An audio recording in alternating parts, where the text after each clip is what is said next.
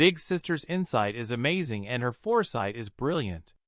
Big Sister is indeed wise beyond comprehension, and she has never made a bad decision before. No less than expected from Big Sister, someone whose name resounds throughout all of China, and single-handedly made the Gu family the ruler of the other families in the south. When they thought about how they had doubted their Big Sister and grumbled about her decision, the three heavenly kings felt incredibly ashamed. There was no need to even ask Yun Feng. From how red his face was, one could see how excited he was, and he would definitely be willing to move the disillusioned alliance to Ling Tian City. Li Xiaoshui looked at Ling Chen, who was silently sitting, as she smiled and asked, "Does the lord of the city and the lord of the city's wife have anything to say?" Upon being called the lord's wife, Xian Yuan Dia Wu instantly blushed. Ling Chen's eyelids jumped as he lazily said, "The situation is much better than expected. However, I already said that my title as Vice Lord is only a title. I won't interfere at all in the management of the new city. 1 trillion gold, how is it possible to spend that amount of money?" Although Ling Chen had said that he wouldn't take part in the management of the new city, everyone present knew that anything he wanted would be immediately carried out. After all, he was the soul of Ling Tian City, and it was because of him that Ling Tian City still existed. Although he had been forced to take the title of Vice Lord, no one would dare to disobey his commands. "Ming Xian, I'm sure that your fame and fortune will exceed that of the Yun family financial groups after the grand opening of the new city," Ling Chen said, as he looked at Yunming Xian and smiled. "The bet between you and your father has been won in advance. Now, I'm sure that there's no reason for your father to force you into that marriage anymore." Yunming Xian looked up and bit her lip as she nodded. This is awesome, Big Sister Ming Xian!" Xiaoqi cheered. "We really won." Su'er also looked incredibly happy. Yunming Xian slowly shook her head as she looked at everyone gathered in the hall and softly said, "Back then, that bet was my final struggle because I was unwilling to give in. Although I've been doing my best, I never thought that I would win. What's more, I never thought that winning was a possibility, nevertheless actually winning so quickly. I'm truly amazed. The people who did this are all of you here. Without all of you, winning the bet by myself would have just been a dream. Thank you all. Today, I've clearly realized that in the face of the city we built, my personal bet was very insignificant. The fortune that Ling Tian City has brought isn't just so that my assets could exceed that of the Yun family financial groups. This is because Ling Tian City belongs to everyone and contains all of our efforts and hopes. The title of Lady of the City isn't so my fame could exceed that of the Yun family financial groups, but to give me an opportunity to do my best to develop this city that belongs to everyone so that I can repay everyone. I, Yunming Xian, will not disappoint you all." Yunming Xian's words made everyone feel quite touched, and they couldn't help but admire this heavenly beauty even more. Everyone could tell that most of her words were directed to Ling Chen. After all, Ling Chen had changed her entire life. Ling Chen did not say anything. He had perfectly fulfilled the promise he had made to Yun Feng, and it had gone much smoother than he had expected. However, he understood that half of this was because of him, and the other half was because of Yunming Xian's hard work. All he had done was give Yunming Xian the city creation token and information on how to contact the fairies and dwarves. Following that, he had left everything to Yunming Xian and sealed himself off from the outside world. It was Yunming Xian who had researched everything necessary to build a city, even spending many days and nights reading through the Forgotten Continents chronicles. From that, she had learned much about the fairy clan and dwarf clan. It was Yunming Xian who had convinced the fairies to leave the fairy realm. It was Yunming Xian who described to the dwarf clan the wonderful future they could have, and brought them out of the nameless ridge using irresistible reasons. It was Yunming Xian who had chosen the best location for the new city, and it was Yun Ming Xian, who had chosen Li Xiaoshui as a business partner. Ling Chen had given her an incredible starting point, but it was Yun Ming Xian who had taken care of the city from the beginning to the end. She fully deserved the title of Lady of the City. As for the development of the new city, he didn't have any intentions to step in. He trusted that Yun Ming Xian would do a good job. His goal was clear, and he didn't want to be distracted by Ling Tian City. In this small meeting, they once again confirmed the procedure for the grand opening of the new city, as well as the plans for future development and expansion. Finally, Ling Chen gave everyone a massive surprise. He presented everyone with a bottle of fairy fountain water, which could raise their HP and MP by 1,000 as well as increase their overall stats by 40 points, and a chilling crystal chalcedony, which could instantly increase their level by 3. When each person received these two gifts, they couldn't help but cry out. The 3 heavenly kings, Xiao Qiufeng, winter of that year, and the others felt more and more that joining Ling Tian City was their blessing. Following this, the grand opening arrived. The flow of players into the new city was much greater on the second day, and every inch of the new city was packed with players. The business street was completely flooded, and what was even more shocking was the line in front of the residential district. The line almost extended through half of Ling Tian City. Some lined up for themselves, while others were paid high prices to line up for others, and this was before the sales officially began and before the prices were even announced. As for the Forgotten City, it was completely cast aside by players. Upgrading professions? Ling Tian City had hidden professions. Equipment? The Ling Tian City sold gold-grade equipment for cheap prices. Quests? Fudge! Those crappy quests from the Forgotten Continent only gave silver-grade equipment at best, so who would waste their time on those? The name Ling Tian City, in just a single day, shook the entire world. This was because Ling Tian City completely turned people's conceptions of players' cities upside down. The attention given to Ling Tian City skyrocketed overnight. The grand opening of Ling Tian City became the focus of media all over the world. This was because all players were asking the same questions.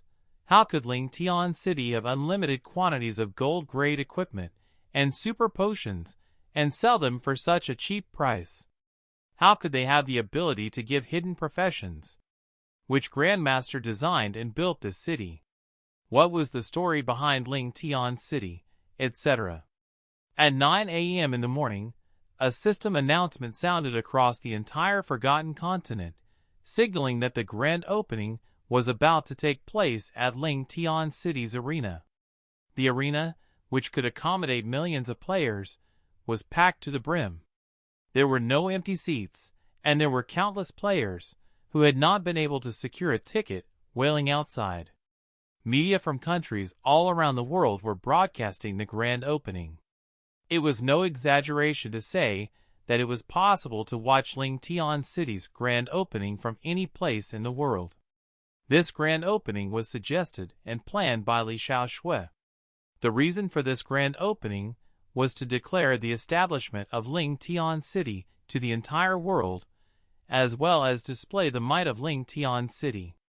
Of course, the main goal was to attract even more players to Ling Tian City, increasing Ling Tian City's power and influence step by step. There were countless first-rate stars singing at the grand opening. With Li Xiaoshui's wealth and power, inviting world-famous bands and stars was an incredibly easy task. Following this, Li Xiaoshui stepped onto the stage to give a speech. It was incredibly rare for her to give a public speech, and all eyes were fixed on her attentively, as everyone listened to her every word. Li Xiaoshui introduced Ling Tian City's history and how long it took to construct. Following this, as all players stared dumbstruck, she talked about the Fairy Clan and Dwarf Clan and how and why they joined the Ling Tian City. She discussed the Dwarf Clan's talent and intelligence as well as the power of the fairies.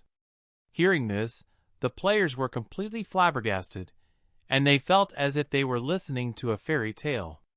Telling the public about the dwarf clan and fairy clan was necessary, because it would explain many of the unbelievable things about the new city. Otherwise, as the questions became larger and larger, they could negatively impact the new city. Li Xiaoshui talked for a long time, but she was not today's main character. After saying what needed to be said, she took a step back as she lifted her hand towards the back. Next, we'll have our Ling Tian City's esteemed lady of the city talk. Whoa! The entire crowd was sent into a frenzy. All of the players stared with their eyes wide open as countless cameras and video recording devices were lifted high into the air. The lady of the city, who had created countless miracles, was finally going to appear. However, everyone felt quite confused. Given the name of the new city, why was the title Lady of the City? When Yun Ming Xian walked onto the stage, the entire arena fell silent. There were millions of people in the arena, and yet it was so silent that even a whisper could be heard.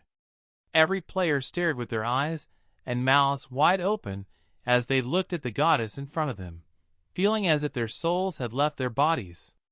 This was because Yun Ming Xian was not wearing the veil that she normally wore. She displayed her face to the public. She was a goddess-level beauty, and her looks could topple countries and cities. She looked like a celestial beauty who was untainted by the world, and any man who looked at her felt as if their souls had been stolen from them. Her brilliant, star-like eyes looked as still as an ocean, and just by gently blinking, she could dazzle countless people. A simple smile from her could cause the heavens and earth to lose their color in comparison. Her appearance greatly shocked the entire crowd. The Dark Knight's Deathgod. This was because from today onwards, Yun Ming Xian was no longer the girl who had to bitterly fight against her fate. She had broken free of her chains and gained her freedom. She was the lady of Ling Tian City, Yun Ming Xian. She no longer needed to hide her appearance. So beautiful, she's like a goddess. Countless people murmured in awe and wonder. A woman can actually be so beautiful. She's so beautiful that I can't breathe. Heavens, this incredible beauty is the lady of Ling Tian City. Oh heavens! No matter if it were the players inside the arena or the players watching the broadcast, they were completely shocked by Yun Ming Xian's appearance. They were shocked by her beauty, but even more so by the fact that she was the lady of the city. The lady of this ridiculously powerful, heaven-defying city was actually a woman so beautiful that even the heavens would be jealous of her. The combination of these two things made everyone feel as if there was a storm within their hearts. Although it was the first time that her true appearance had been seen by so many people, Yun Ming Xian did not seem nervous or shy at all. When her eyes met their gazes while looking around, they felt a sense of gentleness and kindness, causing their souls to tremble. Ming Yu Xian was the name displayed above her head. In just a few seconds, this name was firmly embedded within the hearts of players all over the world. Good morning, everyone. Yun Ming Xian started off with a simple greeting. My name is Ming Yu Xian, and I am the current lady of Ling Tian City. Thank you for coming to Ling Tian City's grand opening, and thank you to all the friends caring for our Ling Tian City. I'm sure there are not many people who know about me, and I do not wish to waste everyone's time by introducing myself. I'm sure that through my efforts and Ling Tian City's development, everyone will remember my name. The people almost yelled out. Who cares about Ling Tian City's development?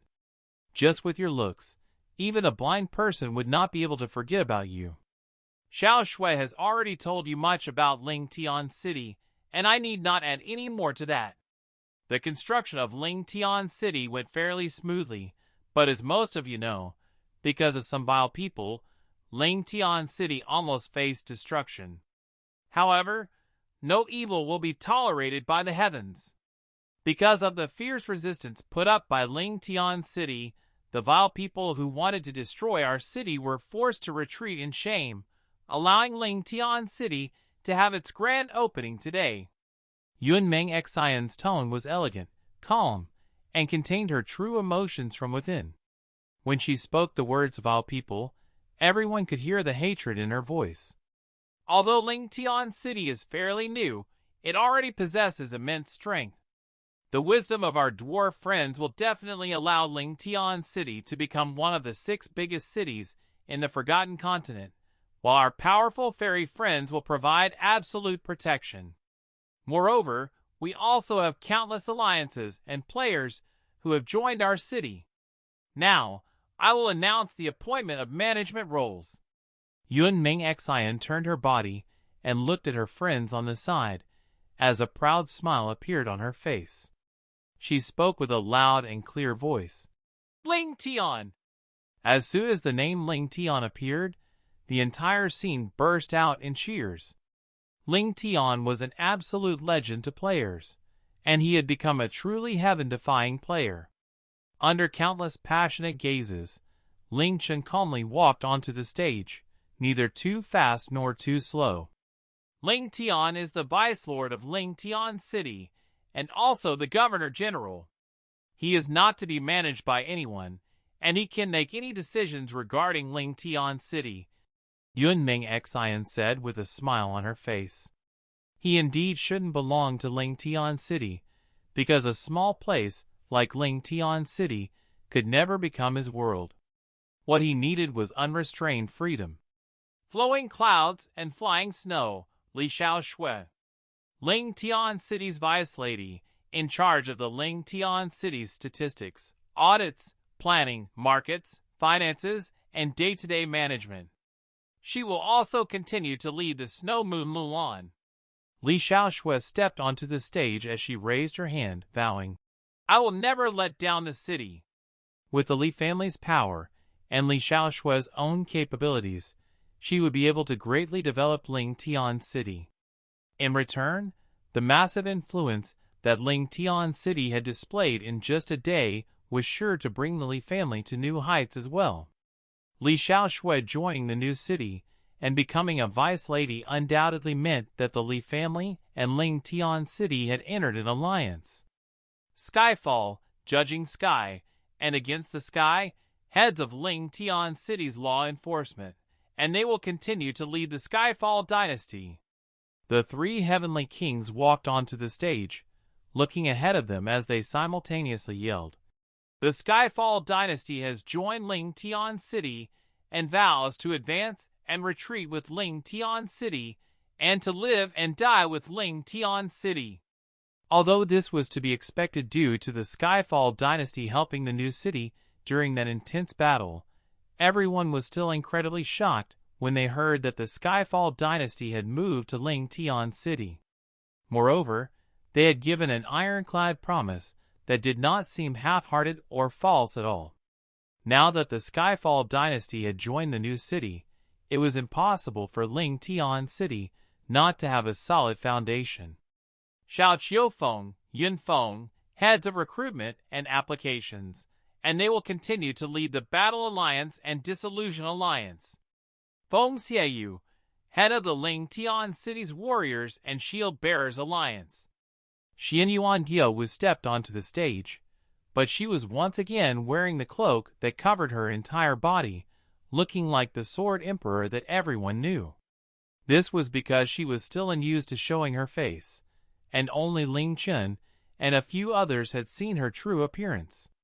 It's the Sword Emperor. He's also joined Ling Tian City. Below, everyone was sent into a frenzy. Qu Chi-Chi, head of the Ling Tian City's Mage Alliance.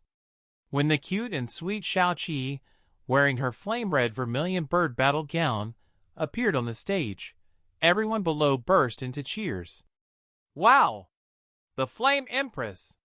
She's the one who annihilated the Yin Huan Alliance's army with a single attack. I actually saw her in person. Winter of that year, head of the Ling Tian City's Archer Alliance. The crowd's reaction to this was not the same as that towards the Sword Emperor and Xiao Qi. After all, Xian Yuan Diawu and Xiao Qi had absolute strength, and no one could object to them being the heads of those alliances. However, winter of that year, no one had even heard of him before, and seeing how flippant he looked, it would be difficult for him to manage all of the archers. Winter of that year breezily walked onto the stage, but there were no cheers, though people silently discussed among themselves. "Who is this guy? I've never seen him before." Winter of that year, "Oh, I think I've seen him on the player level rankings a long time ago. He was the highest leveled archer, but he's fallen from the rankings for a long time. But he looks so perverted. No wonder why he's an archer. Cai'Er is head of the Ling Tian city's assassin alliance, and he will continue to lead the Dark Knight." When Yun Ming Xian said this sentence just as casually as before, everyone in the arena felt as if they had been struck by lightning, and some almost fainted. What did they just hear? The Dark Knight? Yun Ming Xian had just said, the Dark Knight? The entire arena fell silent, and within this strange silence, a figure completely dressed in black slowly walked onto the stage. He was not very tall, nor was he powerfully built. Instead, he looked skinny and weak. However, whenever anyone's gaze fell on that skinny body, their hearts involuntarily contracted as a chilling feeling spread throughout their entire body, filling them with fear and causing them to tremble. Slowly, what they saw was not a person dressed in black, but a ferocious wolf that had its mouth wide open, its fangs bared, preparing to rip through anyone's throat, or that he was a Deathgod holding a sickle, preparing to take people's lives. Two chilling words gradually appeared in everyone's minds: killing intent. This sort of person could have only come from hell. The name above his head told everyone the identity of this terrifying demon, the Dark Knight's leader, the Deathgod Cai'Er. "The Dark Knight will join Ling Tian City, and I will live and die with Ling Tian City. All those who offend Ling Tian City will die." Cai'Er's voice was piercing and cold, creating a suffocating atmosphere. "The Deathgod, the Deathgod." A player's teeth were chattering as countless terrifying legends about the Deathgod surfaced in his mind. That name, as well as that feeling that makes my soul tremble. There's no doubt about it. He's that Deathgod. The Dark Knight's Deathgod. It's the first time he has appeared in public. No. The entire Dark Knight joined Ling Tian City. This is too scary. Too scary. Isn't the Dark Knight just an alliance of assassins? Why would they join Ling Tian City? It wasn't just the crowd that was amazed. Even Skyfall, Xiao Qiufeng, Yunfeng, Xiaoqi, Winter of that year, and the others were completely flabbergasted. "DDD Dark Knight? Is this true?" Yunfeng's eyes were completely wide, and he couldn't even speak properly. "That person is indeed the Deathgod Cai'Er. Unbelievable," Xiao Qiufeng said in shock. "Not only are they moving, but they're completely joining. This is the Dark Knight. My goodness, my little heart can't take it anymore," Against the Sky said, as he trembled and held his chest. Although he was one of the Skyfall dynasty's 3 heavenly kings, he couldn't help but feel fear towards the name Dark Knight. To date, if the Dark Knight wanted anyone dead, no one had been able to escape from them. "I suddenly pity the alliances that attacked Ling Tian City," Skyfall said in a low voice. He secretly glanced at Cai'Er, and he happened to meet those dagger-like eyes, causing his body to tremble as he quickly turned his head away. The scene from the heaven-ranking battle from back then flashed in his mind. He had been slaughtered by Cai'Er in just 3 attacks, and that was while directly facing him. If the Deathgod Cai'Er decided to ambush him, he would never be able to rest in peace. When the leaders of the guilds that had attacked the new city saw this, their souls almost scattered, and they almost fell down from their seats. The Furious Emperor, the Battle Alliance, Snow Moon Luon, Disillusion Alliance, and the Skyfall Alliance all joined the new city. This didn't surprise anyone at all. After all, they had defended Ling Tian City to the death and created a miracle. However, the Dark Knight joining. No, from what Guya had said, they were pledging their absolute loyalty, shocking everyone and terrifying all of the guilds that had attacked Ling Tian City. The Dark Knight was quite small, and it was confirmed that it had less than 1,000 players. And yet, this guild, which only had a measly 1,000 players, was ranked second in all of China. It was only behind the Yin Huang Alliance, but in front of the Skyfall Dynasty, which had millions of players. It was evident just how powerful and terrifying this guild was. If one offended the Yin Huang Alliance or Skyfall Dynasty, they would be annihilated. However, if someone offended the Dark Knight, that would be a true nightmare. This was because everyone in the Dark Knight was a death god in the darkness. Despite existing for so many years, no one had ever seen the true appearance of any of the Dark Knight's members, killed someone from the Dark Knight, or escaped from an assassin from the Dark Knight. This was a nightmarish legend that had existed for many years. However, today, the Death God who had always stayed in the shadows appeared in public and announced that the Dark Knight would join Ling Tian City. While the crowd was shocked by these turn of events, they couldn't help but start to pity the Yin Huang Alliance and the other guilds that had attacked Ling Tian City. It was evident that after Ling Tian City was fully settled, it was more than likely that the Dark Knight would take revenge for them. Normal assassinations from the Dark Knight were already terrifying, let alone their revenge. After announcing these positions, Yunming Xian's voice became a bit louder when she said, "The following positions take effect today. These people are Ling Tian City's pillars. Apart from our players, we also have 30,000 dwarf friends and 2,000 fairy friends. They will also become our strength in developing and protecting Ling Tian City.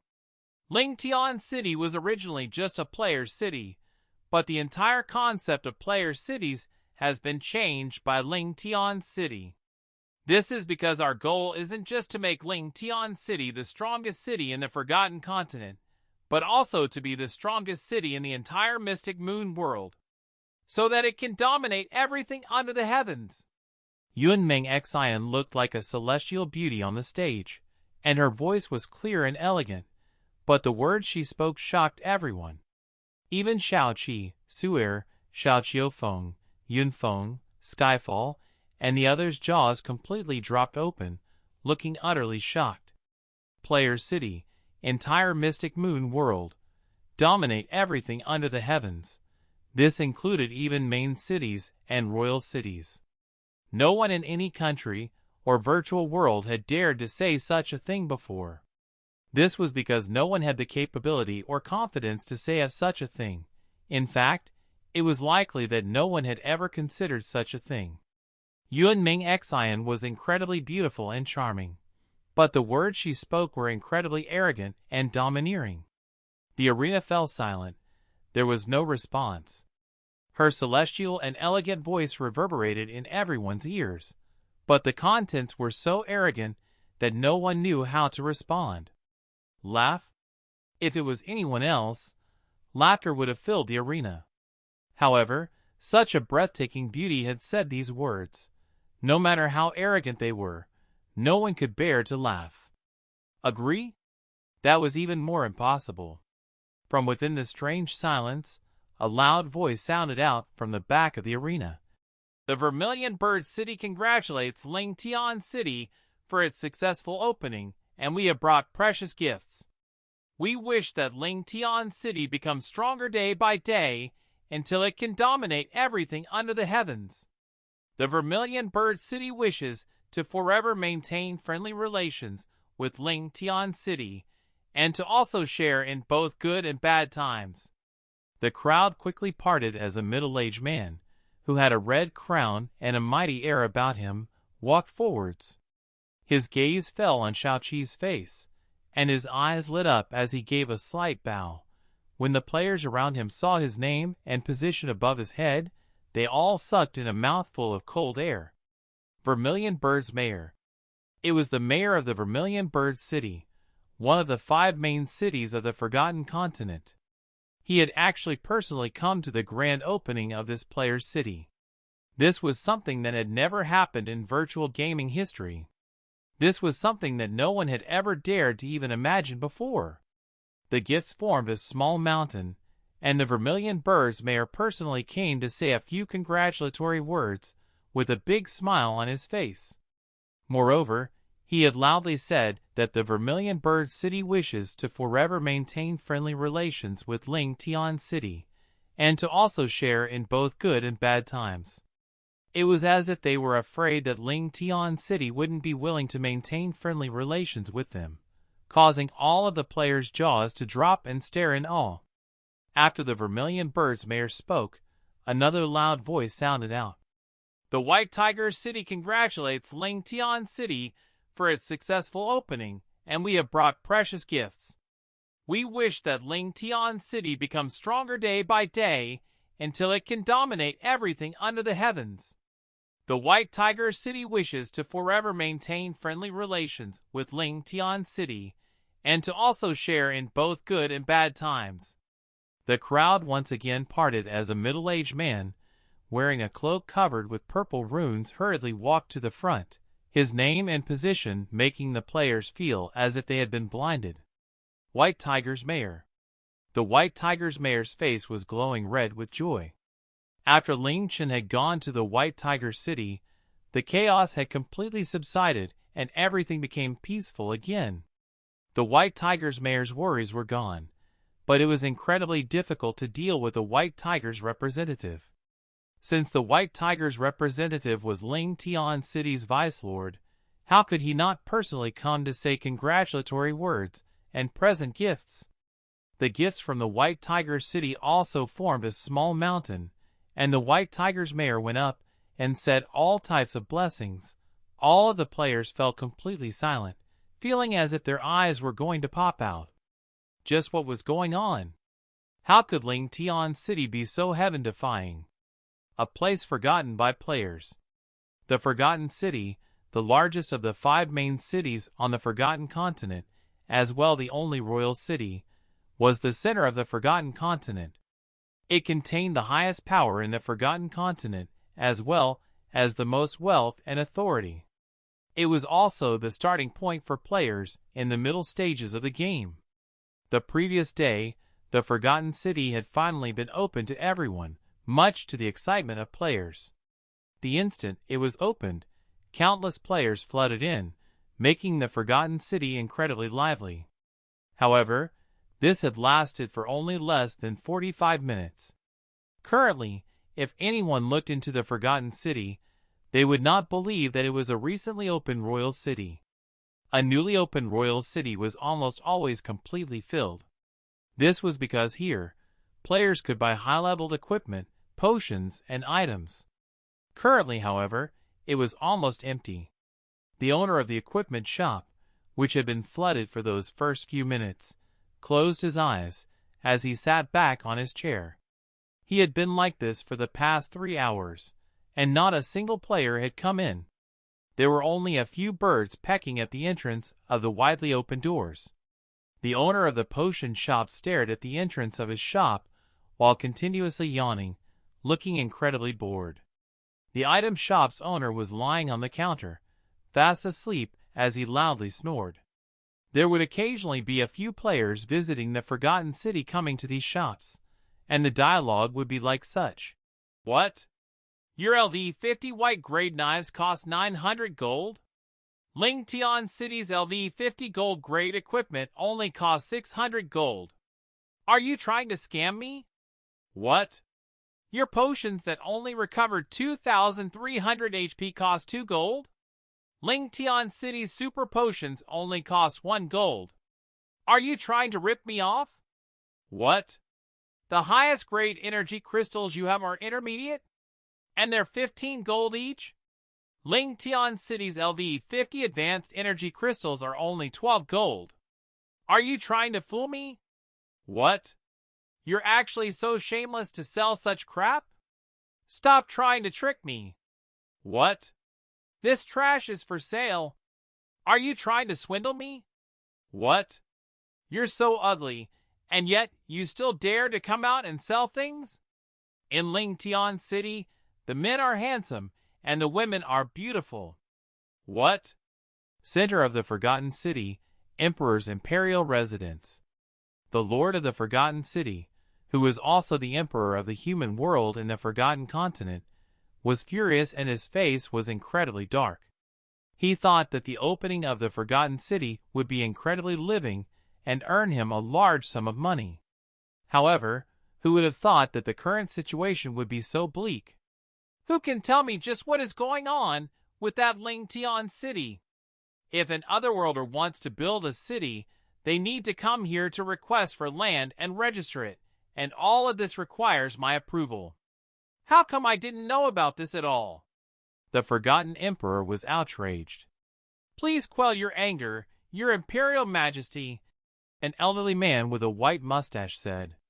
Your humble servant has already investigated Ling Chen City. Ling Chen City was constructed around 4 months ago. If it was built on your Imperial Majesty's land, according to the rules, they would require your Imperial Majesty's approval to build the city. However, Ling Chen City was constructed north of the Fairy Forest and south of the Azure Forest Village. With the Azure Forest Village as the boundary, it stretches to the southern side of the Fairy Forest. This lot of land does not belong to humans, but the ancient fairy clan. If one wishes to build on that land, one only needs to obtain the city creation token and the chief of the fairy clan's approval. There would be no need to notify us. Your humble servant simply can't understand why the fairies, who have disappeared for so long, would suddenly reappear and work with those low-level otherworlders. Nonsense! The Forgotten Emperor furiously flicked his sleeve. Otherworlders are also humans. They should be under our reign. How can they construct a city without my approval? Yes, your Imperial Majesty is correct. Their actions are simply disgraceful and rebellious. The ministers could only agree with the Emperor, but he inwardly sighed.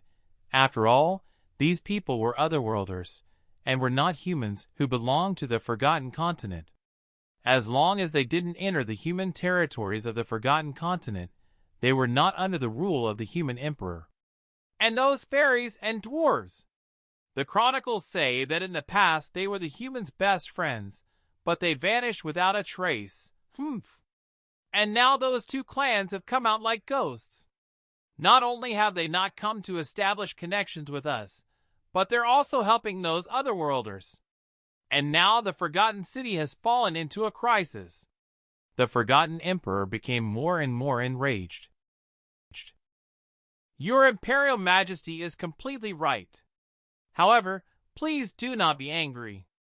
The Fairy Clan and Dwarf Clan recorded in the chronicles are from over 10,000 years ago.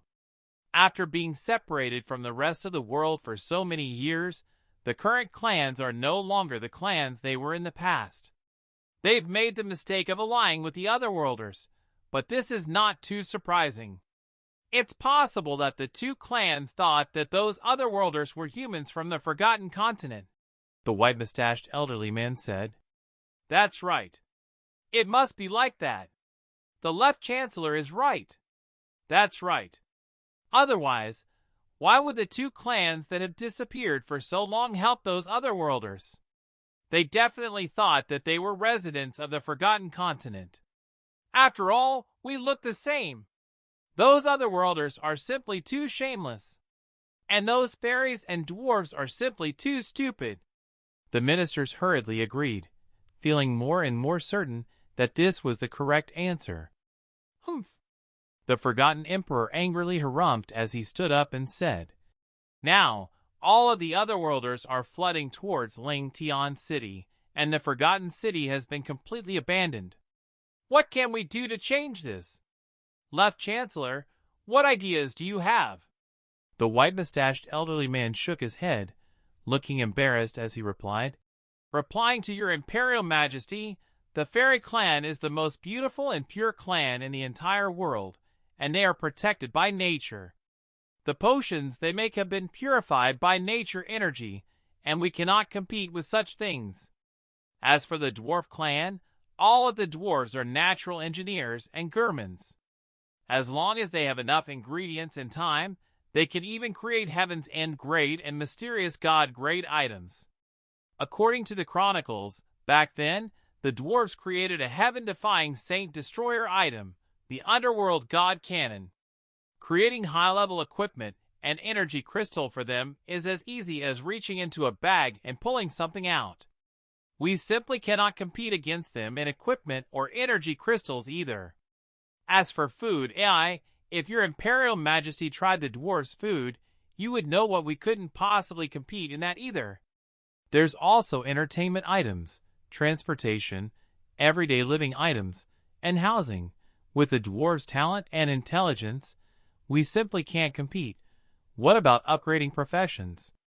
The Forgotten Emperor roared. Upgrading professions is a power that only main cities have. Why are there so few otherworlders coming to upgrade their professions? Haven't most of them reached LV50? It's because although there are not many fairies, they contain the power of nature, and every fairy is born with incredible power. It is incredibly simple for them to upgrade the professions of otherworlders, who are far inferior to them.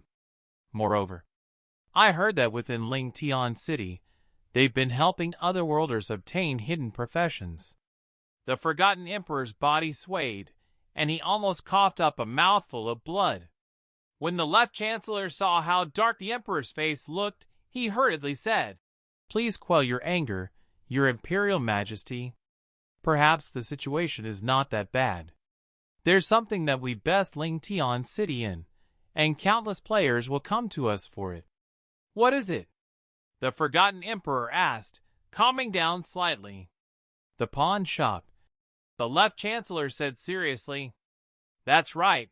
The Forgotten City's pawn shop was doing incredibly well, because players had been going there to get rid of their trash equipment. This was because Ling Tian City didn't even have a pawn shop. PFT, the mouthful of blood that the Forgotten Emperor was suppressing shot out of his mouth. Immediately tell all of the pawn shops to close. Close them all. The Forgotten Emperor screamed. Report. Just as the Forgotten Emperor angrily coughed up a mouthful of blood, a light armor-clad messenger rushed in an untimely fashion.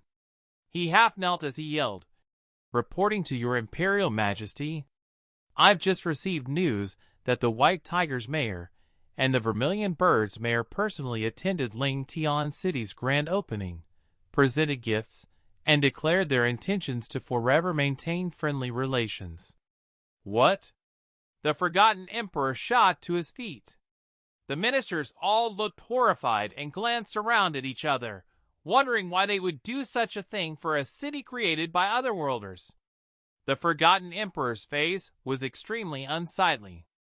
After trembling in anger for a moment, he said in a low voice, "Prepare a teleport scroll. I want to see this city for myself." By now, Ling Tian City's grand opening had reached its conclusion. The arena's screen lit up, displaying the China region's player level rankings. After looking through the list, every player in the China region gasped in shock. Player level rankings. Players with more EXP are ranked higher. Number 1, Feng Xiaoyu, LV 59, Profession, Sword God, Affiliation. Ling Tian City. Number 2, Skyfall, LV 57, Profession, Demon Summoner Representative, Affiliation. Ling Tian City. Number 3, Q Chi Chi, LV 57, Profession, Vermilion Birds Representative, Affiliation. Ling Tian City. Number 4, Xiao Qiufeng, LV 57, Profession, Berserker, Affiliation. Ling Tian City. Number 5, Mu Bingyao, LV 56, Profession, Assassin, Affiliation. Ling Tian City. Without exception, everyone in the top 10 belonged to Ling Tian City. Moreover, this didn't include the Motionless Swordsman, someone who was 1/6 on the Heaven rankings, winter of that year, China's number 1 archer, the terrifying Deathgod of the Dark Night, or Ling Tian. Before, it was always the Yin Huang Alliance and Skyfall Dynasty who monopolized the top 10 spots in the player-level rankings. And now, Ling Tian City had taken all of those positions. Of course, this was because of the chilling crystal chalcedony that Ling Chen had obtained from the Godchild Peak.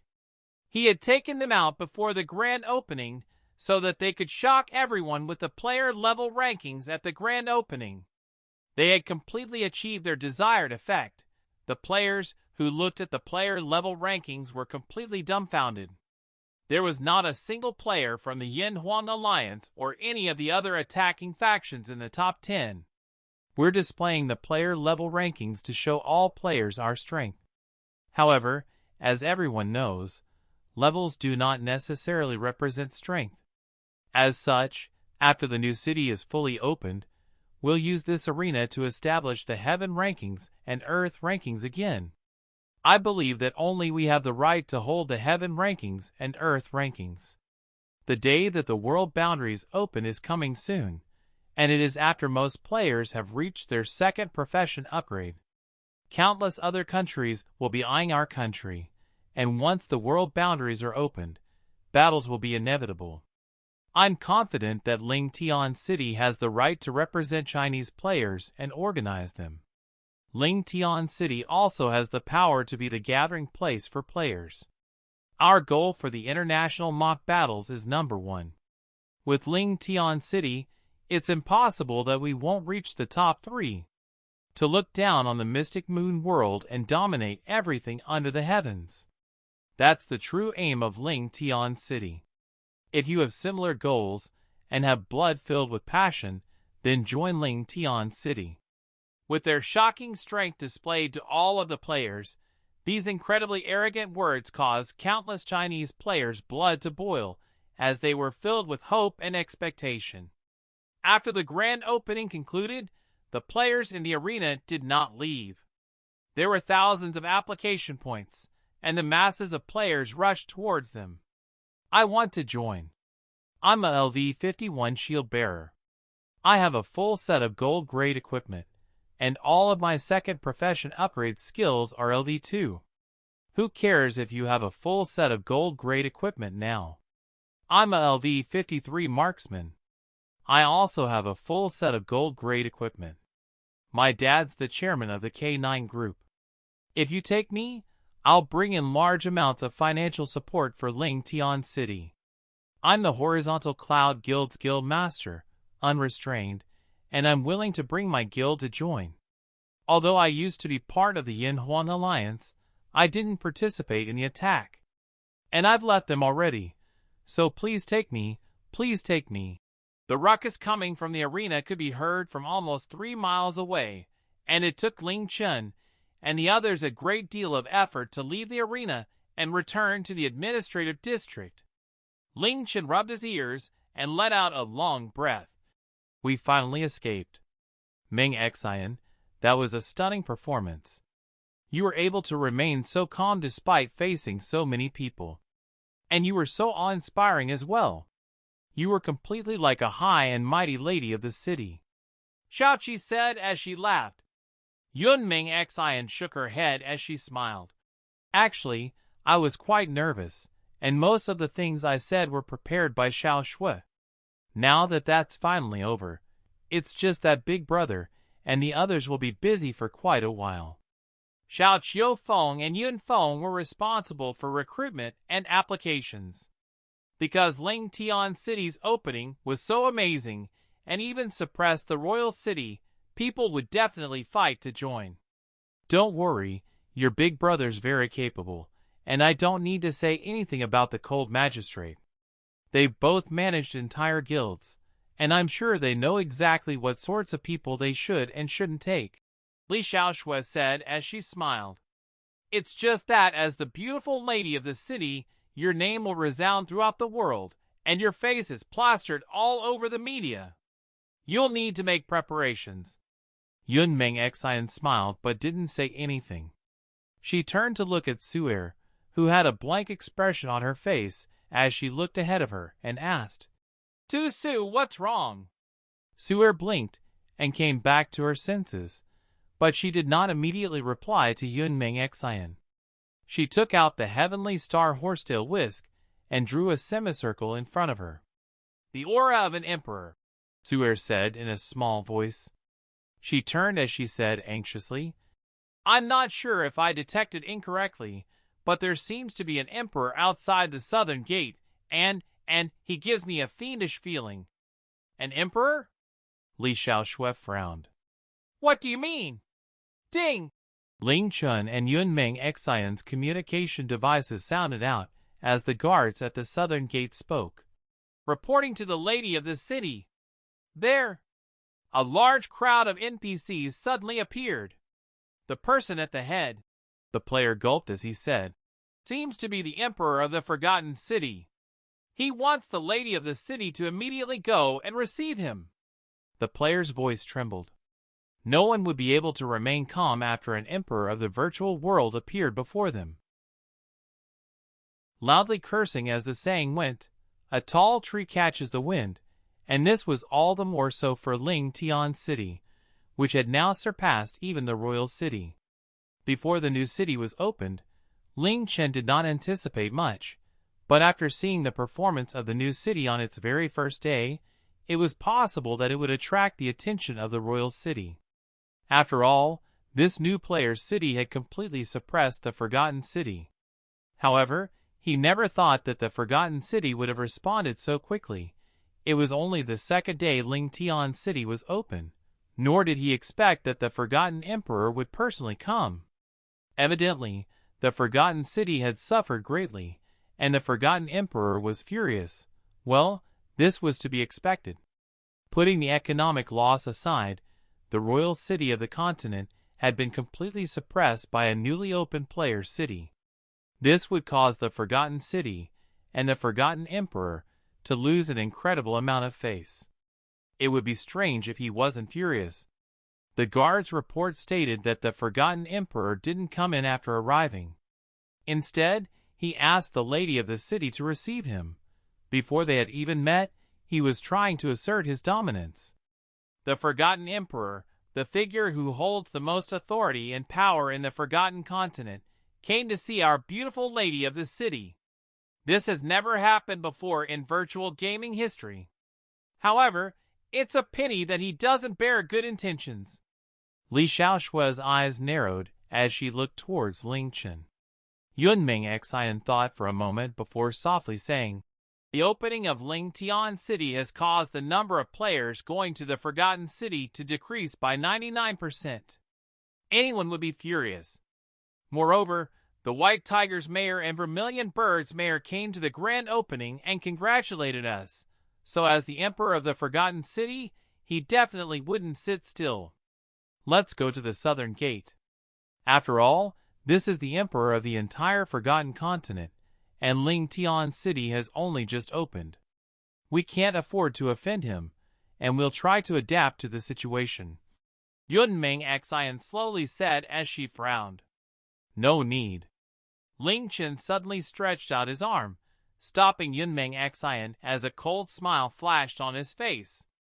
"Ling Tian City has just opened, and it is something that we built from our mutual efforts. We didn't use any despicable methods. The fact that the Forgotten City has lost players is simply because it is inferior to Ling Tian City, so we don't need to feel guilty at all.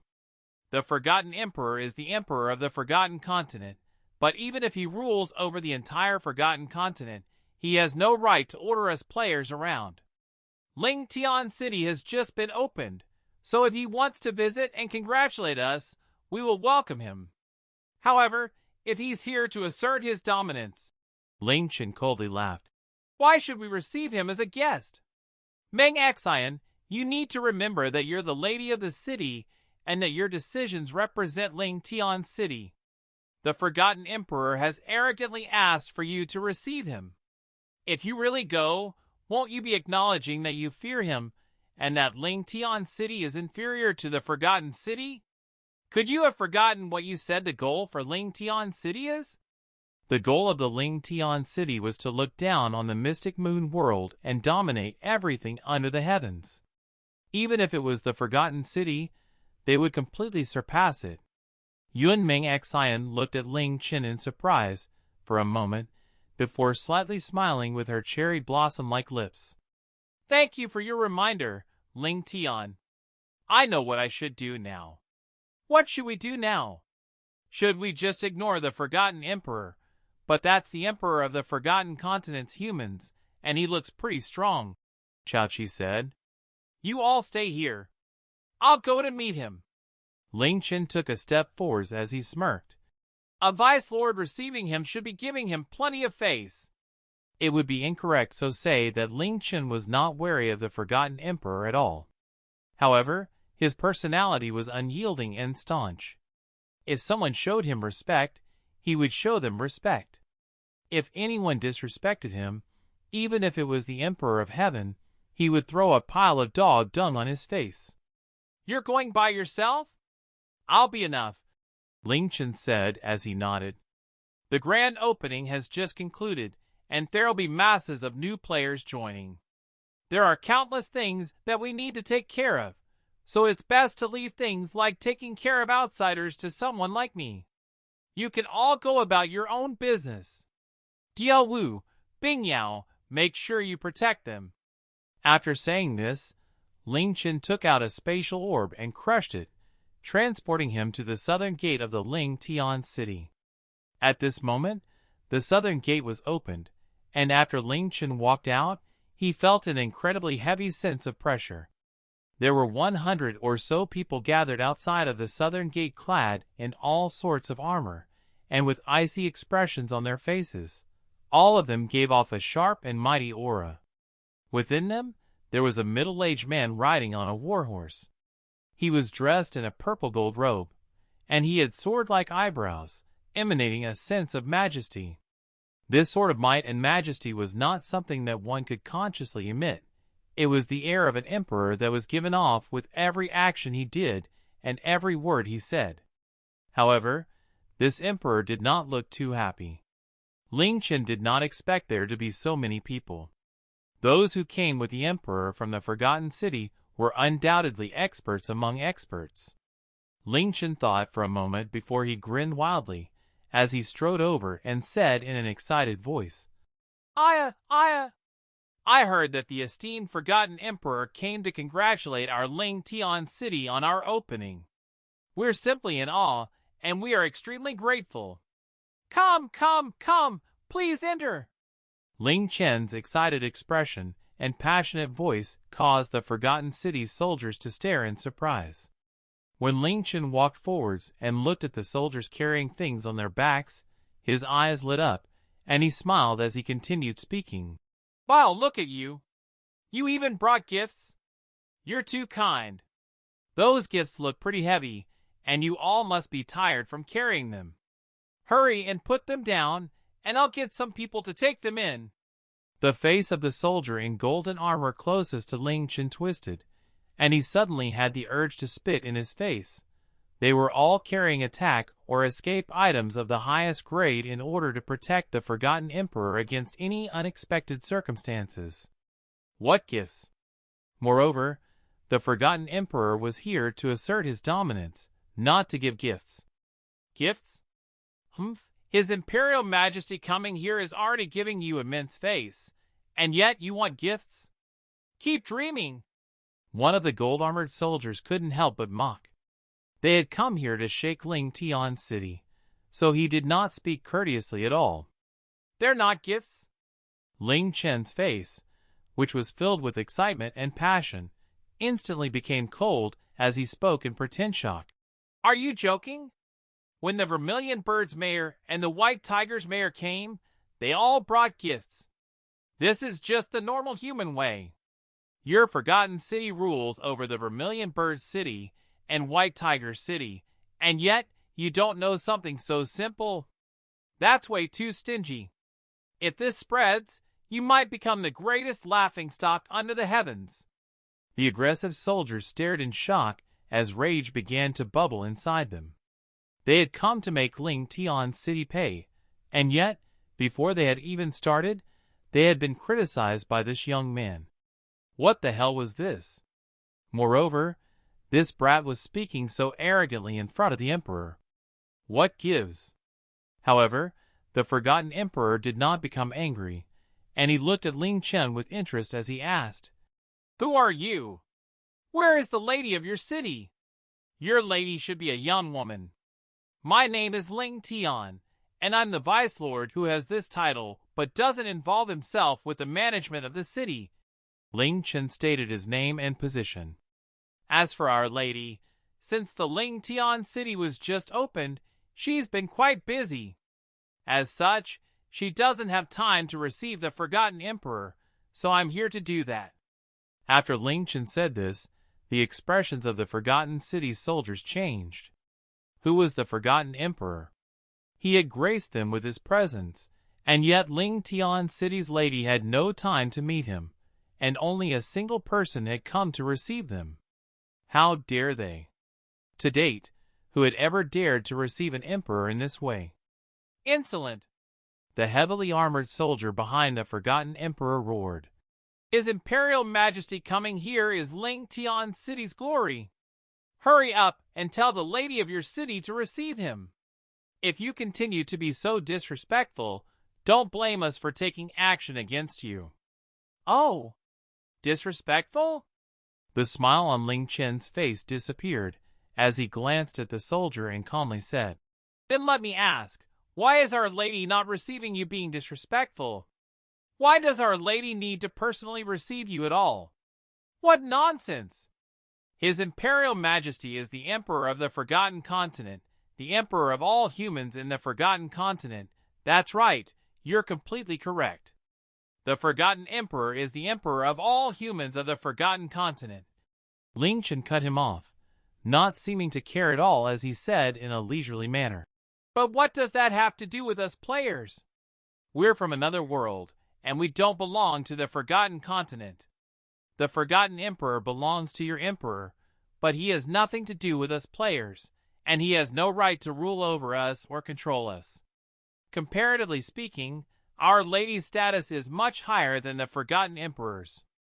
By receiving you myself, as a Vice Lord and as someone who is worshipped by countless people, we are already giving you enough face." The heavily armored soldier's body quivered with rage as he yelled, "What an arrogant and ignorant otherworlder! You dare to look down on His Imperial Majesty?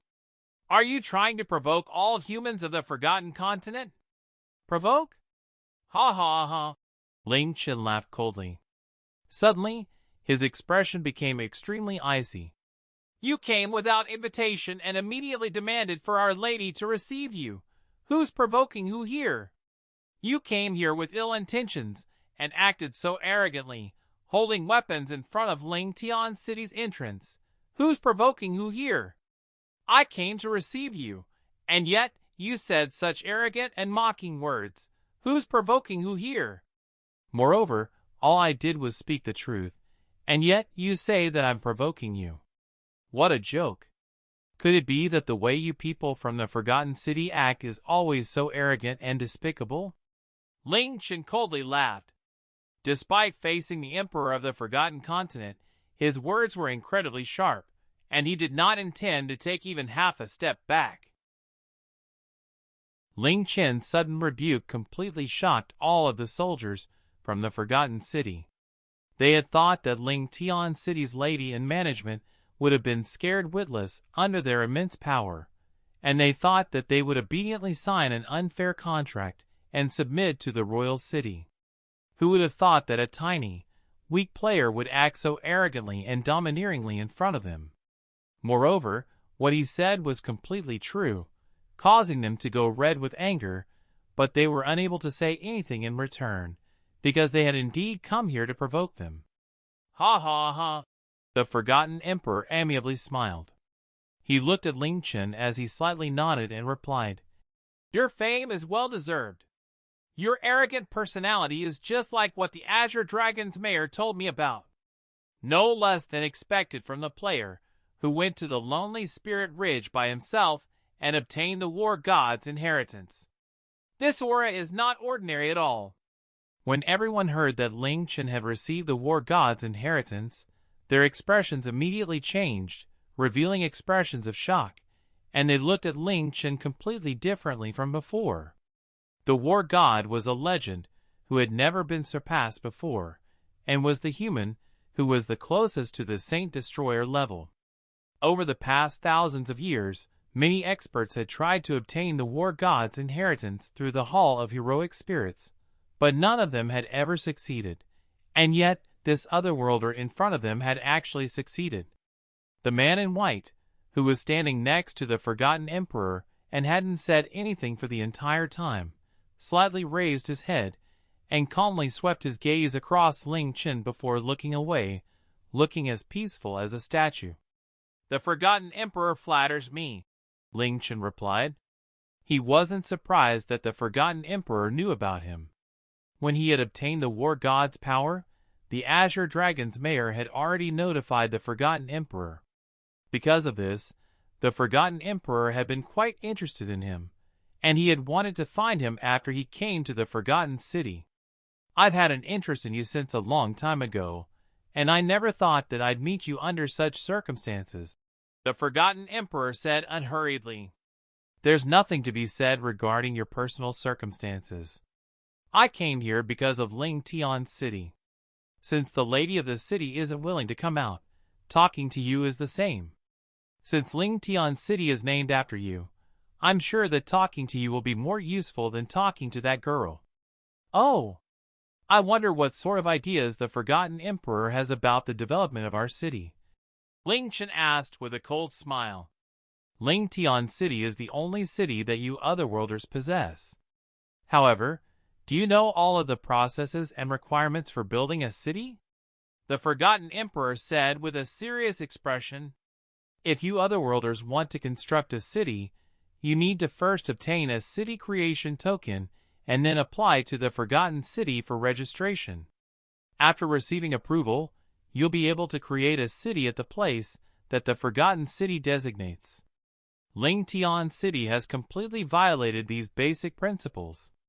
According to the Forgotten Continent's laws, I have the right to take away all of the rights you otherworlders have in this city, and I can even order this city be demolished. What do you have to say about this?" Ling Chen coldly gazed at the Forgotten Emperor, waiting for him to finish. He wanted to know just how thick the Forgotten Emperor's skin had to be to say this so seriously and righteously. Just as Ling Chen was about to speak, a clear and elegant voice suddenly sounded out from behind him. "I can answer this question for you." When everyone turned to look at the source of this voice, their eyes were instantly attracted to the figure, unable to look away. A young woman in her early 20s slowly walked to Ling Chen's side. Her beauty was simply peerless, and she looked like a goddess who was untainted by the world, making everyone think the same thing. A goddess has descended. All of the Forgotten City's soldiers who were present were incredibly strong. However, all of them stared with their eyes and mouths wide open, looking soulless. Even the Forgotten Emperor stared for a while before replying. "You should be the lady of the city. 15 minutes ago, I heard that the lady of the Ling Tian city was as beautiful as a goddess. It seems that this is true. Ming Xian, why did you come here?" Ling Chen asked in surprise. Before he went to meet the Forgotten Emperor, he told Yun Ming Xian to not come and just go about her own business. Yun Ming Xian charmingly smiled, looking like a beautiful tree peony blossoming in the snow. Her smile could make anything seem dim in comparison. "Since I've become the lady of Ling Tian City, I should take on the responsibilities that I ought to. I can't forever hide behind you. Su just said that the events today could cause disaster for Ling Tian City. So as the lady of the city, I have a duty to come here." Ling Chen looked at her deeply and tapped his nose as he smiled and replied, "All right, let me see what you have planned then." Ling Chen glanced at the Forgotten Emperor and took 2 steps back, his intention clear. "Since the lady of the city's here, she will talk to you herself. There's nothing else for me to do." "The Forgotten Emperor flatters me." Only now did Yun Ming Xian respond to the Forgotten Emperor's praise before she slowly said, As for the problem that the Forgotten Emperor raised, you'll be able to find the answer within Section 263 of the Forgotten Continents Code. If players want to construct a city within the territory of the humans in the Forgotten Continent, the process would be as you described. However, Ling Chen City was not built on human territory. Instead, the land belongs to the fairies. The Forgotten Continent Chronicles have countless records demonstrating this, so I'm sure the Forgotten Emperor knows about this. Because the land belongs to the fairy clan, according to Section 263, if we want to build a city here, we only need to obtain a city creation token and obtain the consent of the fairy clan's chief. We do not need the approval of the Forgotten City. If the Forgotten Emperor has any doubts, you can read Section 263 of the Forgotten Continents Code. Yunming Xian said with a calm and cold voice. These words caused the Forgotten Emperor's face to redden with anger. How could he not know all this? While they were in court, the Left Chancellor had even mentioned this. However, he simply didn't expect otherworlders to know about the Forgotten Continent's laws, and he thought that he would be able to scare Ling Chen City into submission. Who would have thought that this beautiful woman would have given him a gentle slap in the face? Admit it? The Forgotten Emperor not knowing the Forgotten Continent's laws would be an utter disgrace. Don't admit it. The laws were clearly written in the Forgotten Continents Code, and anyone with eyes would be able to read them. Not only would he not be able to extricate himself from this situation, he would be called a shameless liar. However, the Forgotten Emperor was indeed the Emperor. Without incredibly thick skin, how could one be the Emperor? He waved his hand as he said in a serious manner, I'm even clearer about this than you. However, the situation can be viewed either way. Since you went through the pains of constructing this city, I did not plan to take this issue up with you. However, I did come here with the intention to bring you to account. The Forgotten Emperor's expression darkened as he said with a hint of fury, The Forgotten City is the humans' royal city. This is true for both the humans of the Forgotten Continent and for you otherworlders. Yesterday, the Forgotten City was freely open to you otherworlders, but your Ling Chen City completely ruined this and caused massive losses to the Forgotten City. Do you not feel guilty about this? Guilty? Why should we feel guilty? Facing the Forgotten Emperor's cold and sharp gaze, Yunming Xian maintained her calm and elegant expression, a brilliant smile on her face that could stun anyone. It's true that large numbers of players left the Forgotten City for Ling Chen City.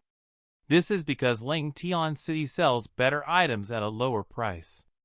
We have forging and entertainment systems that are more advanced than those of the Forgotten Cities, and we also have more beautiful and comfortable residences.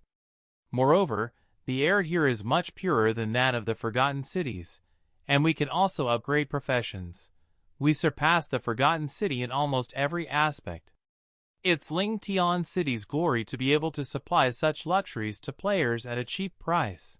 And as for the Forgotten City losing players, that's something out of our control. I would like to, in turn, ask the Forgotten Emperor, if you could only buy dirt in the Forgotten City but gold in Ling Chen City, what would you choose? As for the losses suffered by the Forgotten City, as the Lady of Ling Chen City, I can only give you my apologies. However, survival of the fittest is one of the laws of nature, and is one of the laws that push a continent to improvement. Even the royal city is bound by such principles. As such, although you have my condolences, I do not feel any guilt, only pride. As the Emperor of the Forgotten Continent, the Forgotten Emperor gave off quite an imposing aura. However, a weak girl like Yunming Xian was not suppressed by his aura, and did not give in at all. The cool and elegant air she gave off caused even these experts to respect her. Her words cut to the bone, and showed no weakness at all. Ling Chen silently looked at Yunming Xian from behind her, marveling inwardly.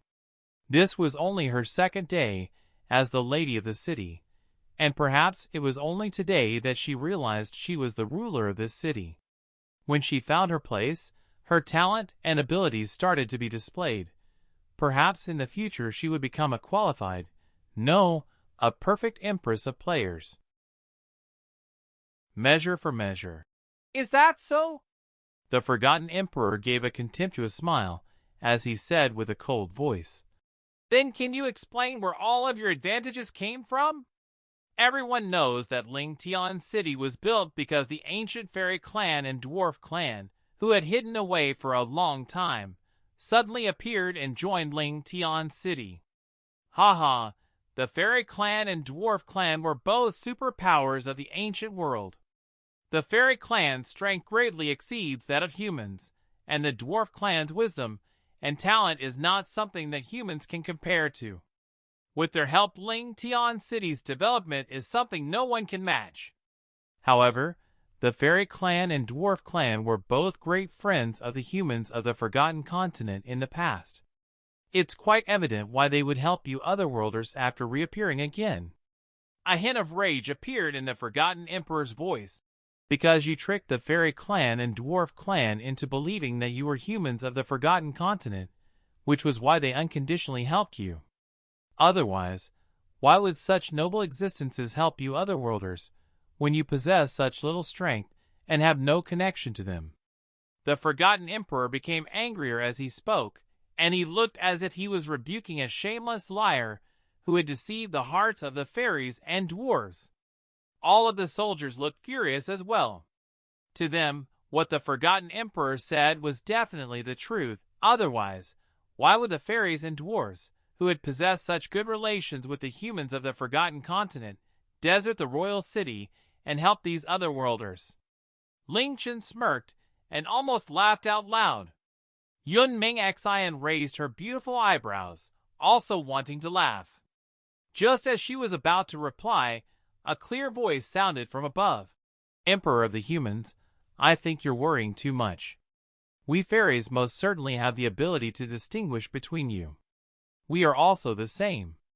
A deep and resounding voice sounded out.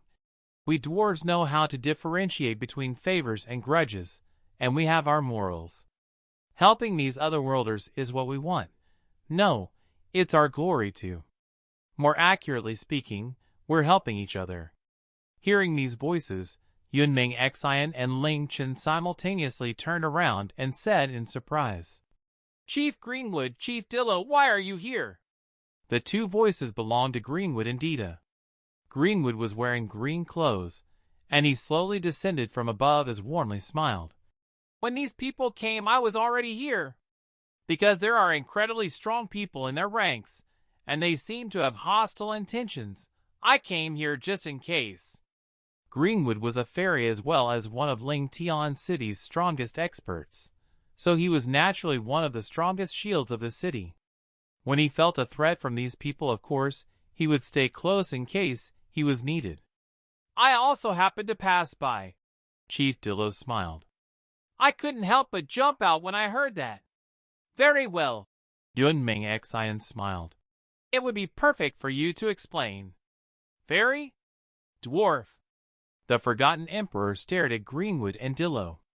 When Greenwood approached, he could clearly feel the surrounding air becoming warmer and purer, and even his vision cleared. It was stated in the records that only the most powerful fairies could cleanse the environment around them. Dillo, on the other hand, was quite stout with dark skin and muscular limbs. Combined with his wise-looking face, he looked exactly like the dwarves described in the records. This was the Forgotten Emperor's first time meeting a fairy and a dwarf, and he immediately guessed what they were. Greenwood, the current chief of the fairies, Greenwood calmly spoke. Dillo, the current chief of the dwarves, Dillo followed. No matter if it was Greenwood or Dillo, their expressions were incredibly calm when facing the Forgotten Emperor, as if they were facing a normal human. This was indeed how they felt. In their eyes, this emperor was the same as any other human, and he didn't give them any pressure.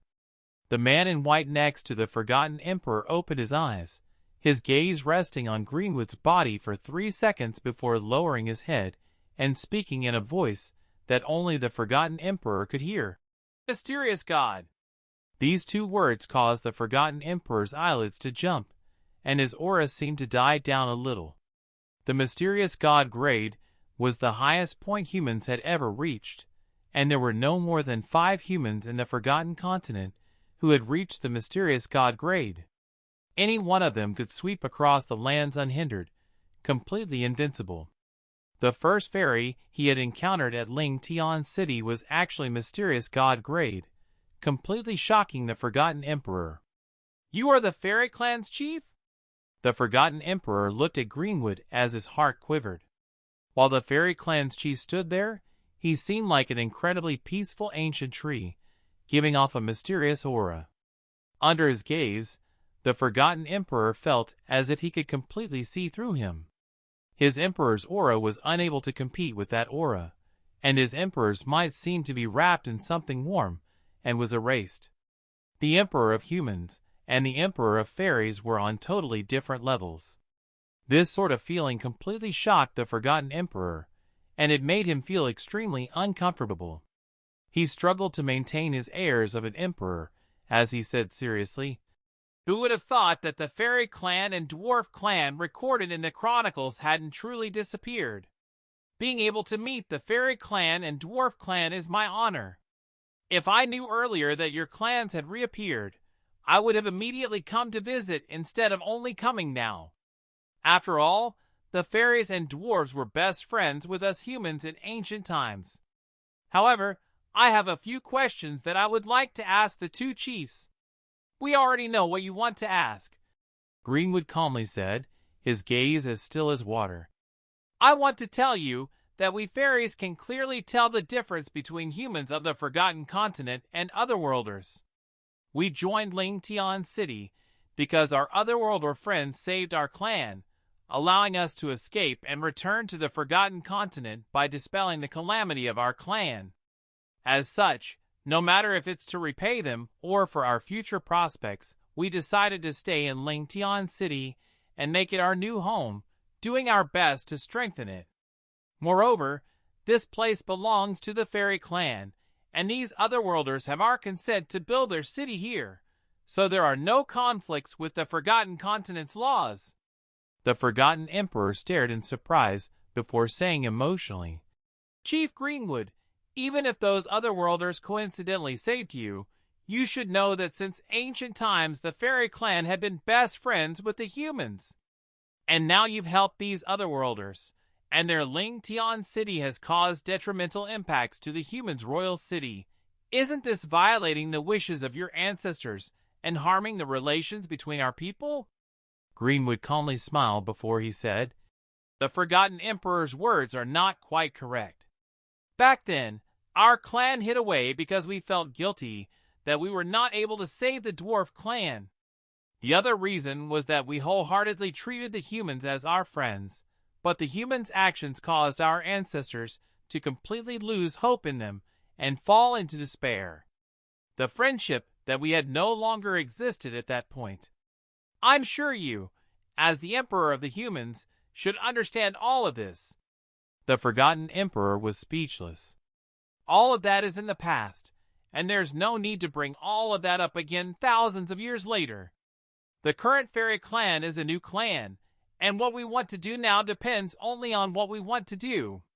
What we do has nothing to do with the fairies from thousands of years ago.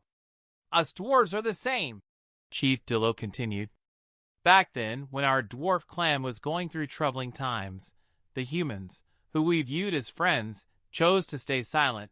Finally, in order to protect the dwarf clan's lineage, we could only give up on everything and chose to separate ourselves from the rest of the world, making it impossible for anyone to find us. 10,000 years later, we also almost went extinct, but it was these otherworlders who saved our clan. This city is the new home that we built with these otherworlders, so why shouldn't we invest everything in it?" While Greenwood's words were as calm as a breeze, Dillo's words were much more passionate. Their allegiance towards Ling Chen City could not be shaken. The Forgotten Emperor did not expect this at all, causing him to stare in shock, unable to say anything. He had thought that the Dwarf Clan and Fairy Clan had been tricked into helping Ling Chen City, Otherwise, why would they help these mere players? He had even wanted to bring these two clans to the Forgotten City, using their power and wisdom to bring the Forgotten City to new heights. However, he suddenly realized how laughable his thinking had been. Not only had they not been deceived, but they were also filled with gratitude towards the players and treated Ling Tian City as their home. Their words expressed how determined they were to stay. The fairy clan was kind, gentle, and loved peace, while the dwarf clan was kind, stubborn, and had intense personalities. It was essentially impossible for them to betray these otherworlders. Guardian of the Ling Tian City, the Forgotten Emperor's face became more and more unsightly. The things that he was going to accuse Ling Tian City of now became things that slapped him in the face. When he saw how calm Ling Chen and Yunming Xian looked with a slight hint of mockery in their eyes, he felt like a clown when he looked at Greenwood and Dillo. All right, indeed, we don't have the right to interfere with the decisions of the fairy clan and dwarf clan. I was just worried that you had been deceived. Since you're doing this willingly, we can rest at ease and won't have to worry. The Forgotten Emperor spoke quite stiffly, and everyone could hear the jealousy and reluctance in his voice. The power of the fairies and the wisdom of the dwarves were enough to drive the human emperor crazy. However, there's something concerning the lives of millions of people that you've neglected. The Forgotten Emperor raised his hand, an expression of anger on his face. Ling Tian City's scale is extremely large, so large that it can be compared to the other 4 main cities. Section 6 of the Forgotten Continents Code requires that when a human city reaches a certain size, it must have a city lifeline. It is not to be opened before it has a city lifeline, nor are people allowed to enter it. This is clearly written in the Forgotten Continents Code. However, your Ling Tian City doesn't have a city lifeline. Without a city lifeline, an elemental storm could break out at any moment, costing countless people their lives. Ling Tian City should be closed, and everyone within it should be relocated. This was the last crime that the Forgotten Emperor could accuse them of. However, anyone who knew even a bit about the fairy clan would be able to easily rebut this. Yunming Xian smiled as she calmly replied, "The larger a city is, the more people will enter it.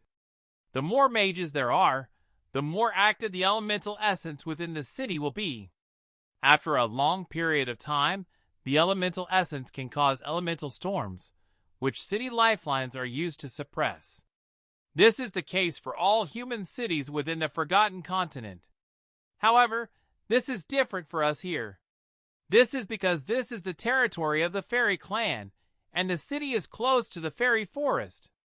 The fairy's nature energy is calm and mild, and no matter how berserk the elemental essence is, it'll become calm under the influence of the nature energy from the fairy forest, preventing elemental storms. This is something that everyone who knows the fairies understands. This is also recorded in the Forgotten Continents Chronicles. In other words, Ling Tian City will never experience an elemental storm, so we don't need a city lifeline. Then what about a guardian? Section 11 of the Forgotten Continents Code requires that a city that is larger than a certain size requires a guardian who can protect it against disasters, and it needs to be at least Heaven's End grade.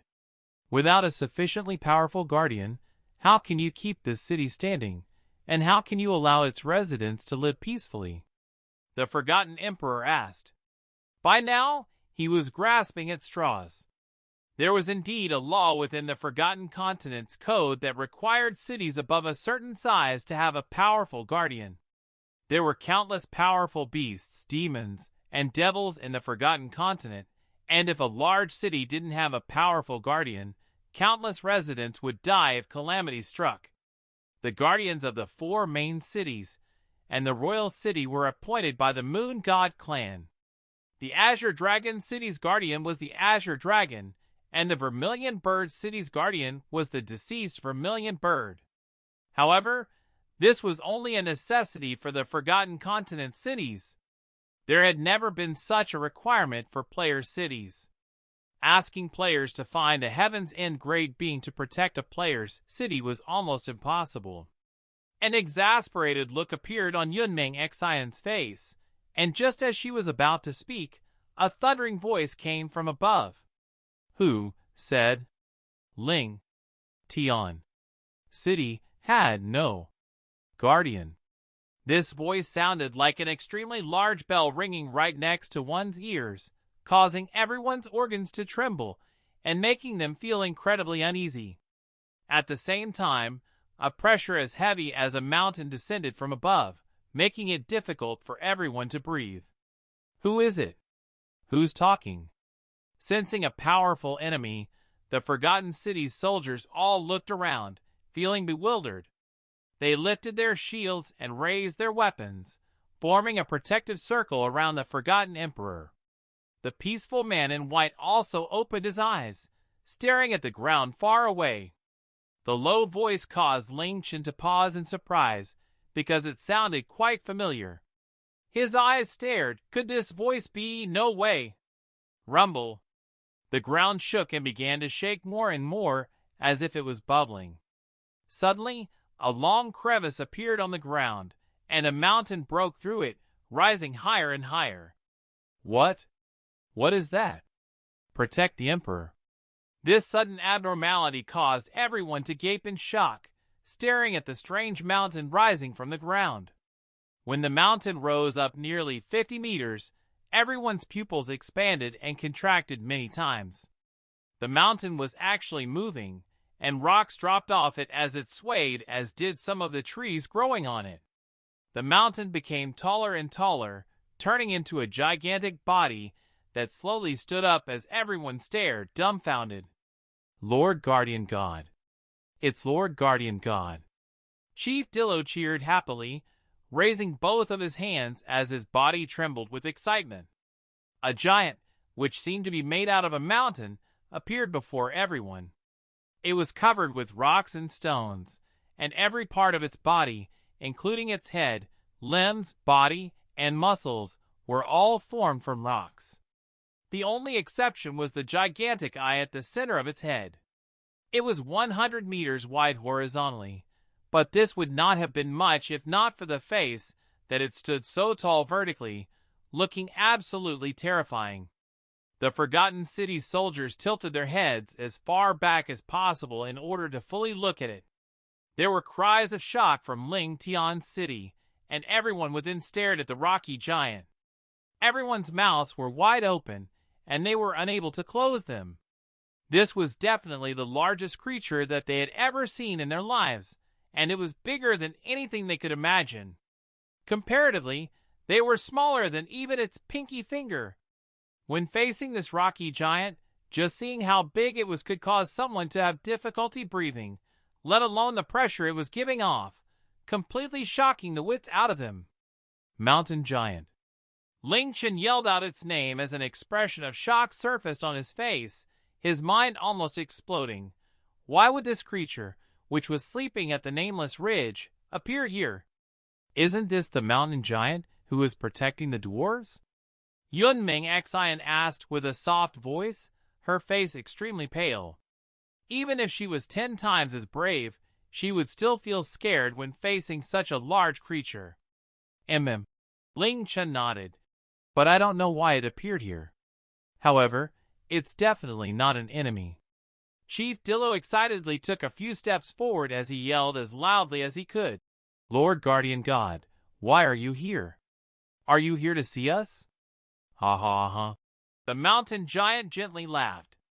Although it was quite gentle, its voice was so loud and booming that it felt like there were hammers smashing on everyone's eardrums. I'm incredibly glad that you've rejoined the world and escaped disaster, so my greatest wish has been fulfilled. I was planning on sleeping there for a long time and protecting the last remnants of the Titan's existence, but after being with the dwarves for over 10,000 years, I couldn't let you go and followed you all here. Having a large body impeded my progress, and it took me a few months to move here underground. I've been watching you all from underground ever since I arrived. It seems like these humans are complaining that there is no guardian for Ling Tian City. In that case, how about I become the guardian of Ling Tian City? As long as the earth exists, I will not die. I will bury all those who wish to harm Ling Tian City. The mountain giant's words reached the Forgotten Emperor and the soldiers' ears, as well as everyone in Ling Tian City, causing everyone's vision and minds to tremble. Such a large and terrifying giant wanted to be Ling Tian City's guardian?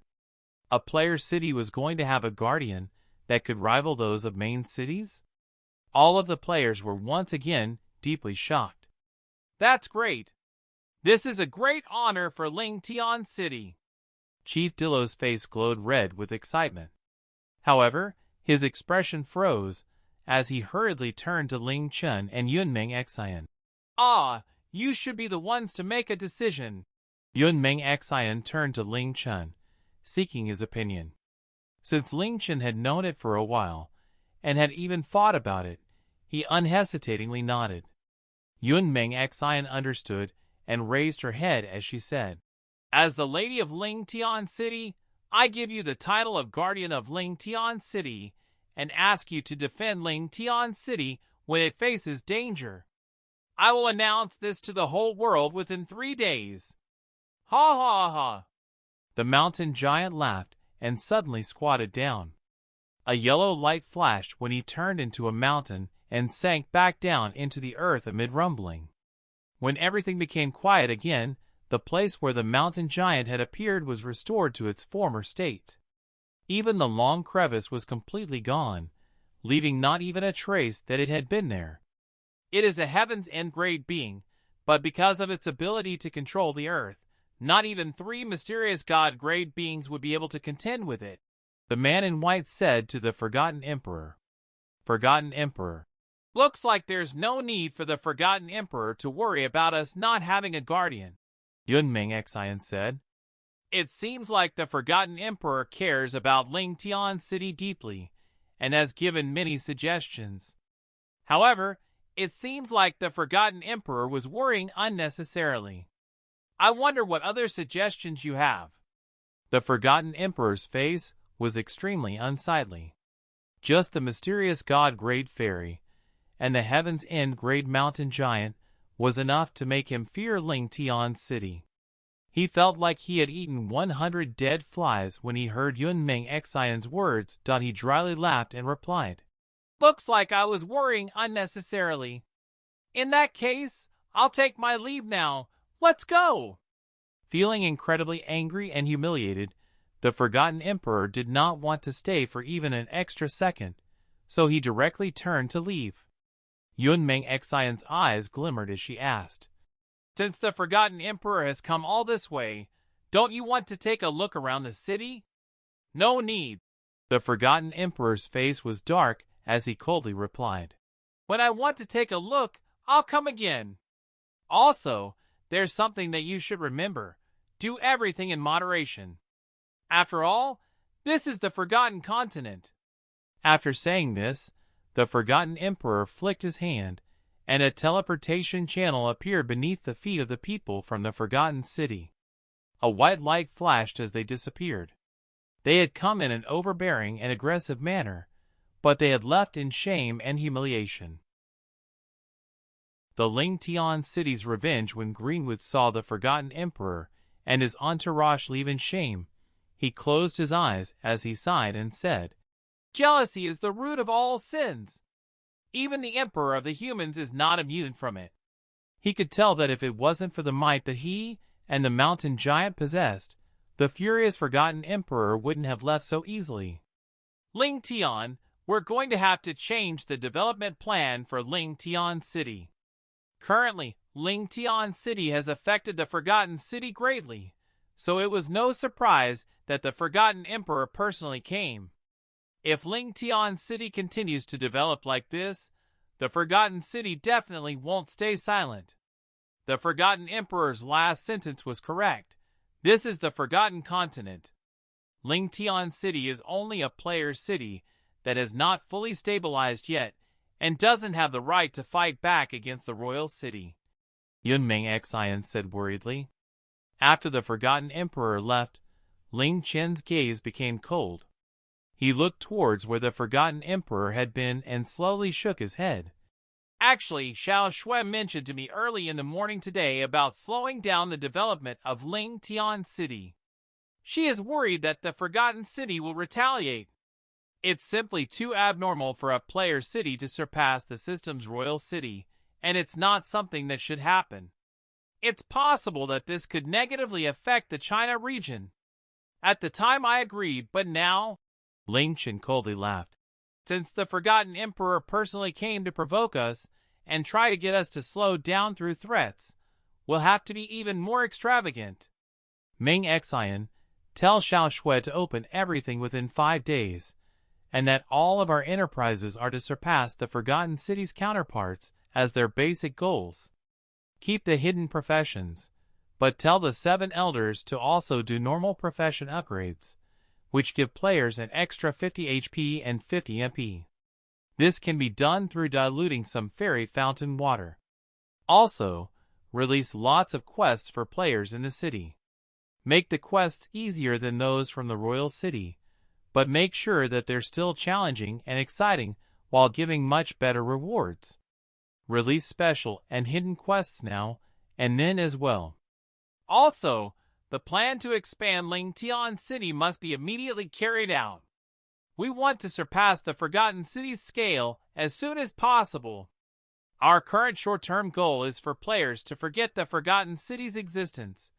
Ling Chen spoke so calmly that everyone couldn't help but stare. Even if it's the Forgotten Continent's human emperor, he needs to pay a price for threatening Ling Tian City. Ling Chen's words caused Yunming Xian, Greenwood, and Dillo to all stare in shock. While Ling Tian City had just opened, the Forgotten City was the royal city of the humans and had thousands of years of history. Could Ling Tian City truly compete with the Forgotten City? The answer, of course, was yes. This was because the royal city was only targeted towards the humans of the Forgotten Continent. To players, it was just the royal city of the game. They did not hold any allegiance to it or have any fond memories of it. After all, they had only known about it for less than a year. What they wanted was simply to upgrade their professions, buy better equipment, and obtain more EXP. They would go to whoever could give them these things. It had nothing to do with which city had a longer history. As such, if Ling Tian City truly did as Ling Chen had just said, the Forgotten City would be the first royal city surpassed by a player city in virtual world history. With the help of the fairies and dwarves, this was completely possible. All right. Yunming Xian nodded. We'll do as you say. Anyone who heard this would feel a bit uncertain. After all, if the Forgotten City was forced into a corner, they might retaliate in desperation. However, since Ling Chen had said this, no matter if it was Yunming Xian, Greenwood, or Dillo, none of them felt that this idea was implausible. Ling Tian City and its beautiful lady instantly became the discussion of the entire world and the headlines of many media organizations. Although it was a player city, it had completely turned upside down everyone's perceptions of a player city. Now, Ling Tian City was no longer just a city, but also a milestone in virtual gaming history. The beautiful lady's name was known by almost everyone in the world. Putting aside her status as the lady of the city, her stunningly beautiful looks were enough to make her world famous. Upon seeing her face, countless people couldn't believe that such beauty could exist in the world. Her beauty was shown in almost every corner of the world, and more people marveled at how a woman could be so beautiful. In just a few days, her fan base grew to be larger than even those of first-rate celebrities. However, revealing her appearance in public also brought some negative impacts. Of course, those negative impacts were not towards the Ling Tian City. It was said that countless lovers in China broke up, and that countless men screamed Yunming Xian's name day and night after the grand opening. There were also countless men rushing to Beijing from various countries, wanting to see Yunming Xian with their own eyes. However, no one had succeeded yet. Now, Yunming Xian was the most commonly discussed topic among men. It was said that if the beautiful lady found a boyfriend, countless Chinese men would commit suicide. There were now countless players who wanted to join Ling Tian City. This was especially after players personally saw Ling Tian City's guardian. Once the news spread, even more players wanted to join. Moreover, Ling Tian City's development did not slow at all. Instead, many new facilities and events were opened. It was as if they wanted to surpass the royal city in every way. No matter if they were profession-related things, shopping, dining, entertainment, relaxation, alliance-related things, or housing, everything completely eclipsed the Forgotten City. Now, anyone who went to the Forgotten City to upgrade their profession or buy things was viewed as an idiot. The explosively popular real estate had also just been released. The dwarves' constructions were all beautiful and elegant, and they surpassed anything that the humans had ever made. Apart from the ones that were reserved, all of the houses were immediately snatched up by players, and the prices of the ones in better locations were sold for more than 1 billion gold. Despite this, houses were still desperately fought over by the bosses and leaders of guilds, which eventually resulted in battles between guilds. Some people, despite having the money, didn't have the opportunity to buy the house of their dreams, and they could only howl in pain. There were more and more guilds moving to and joining Ling Tian City.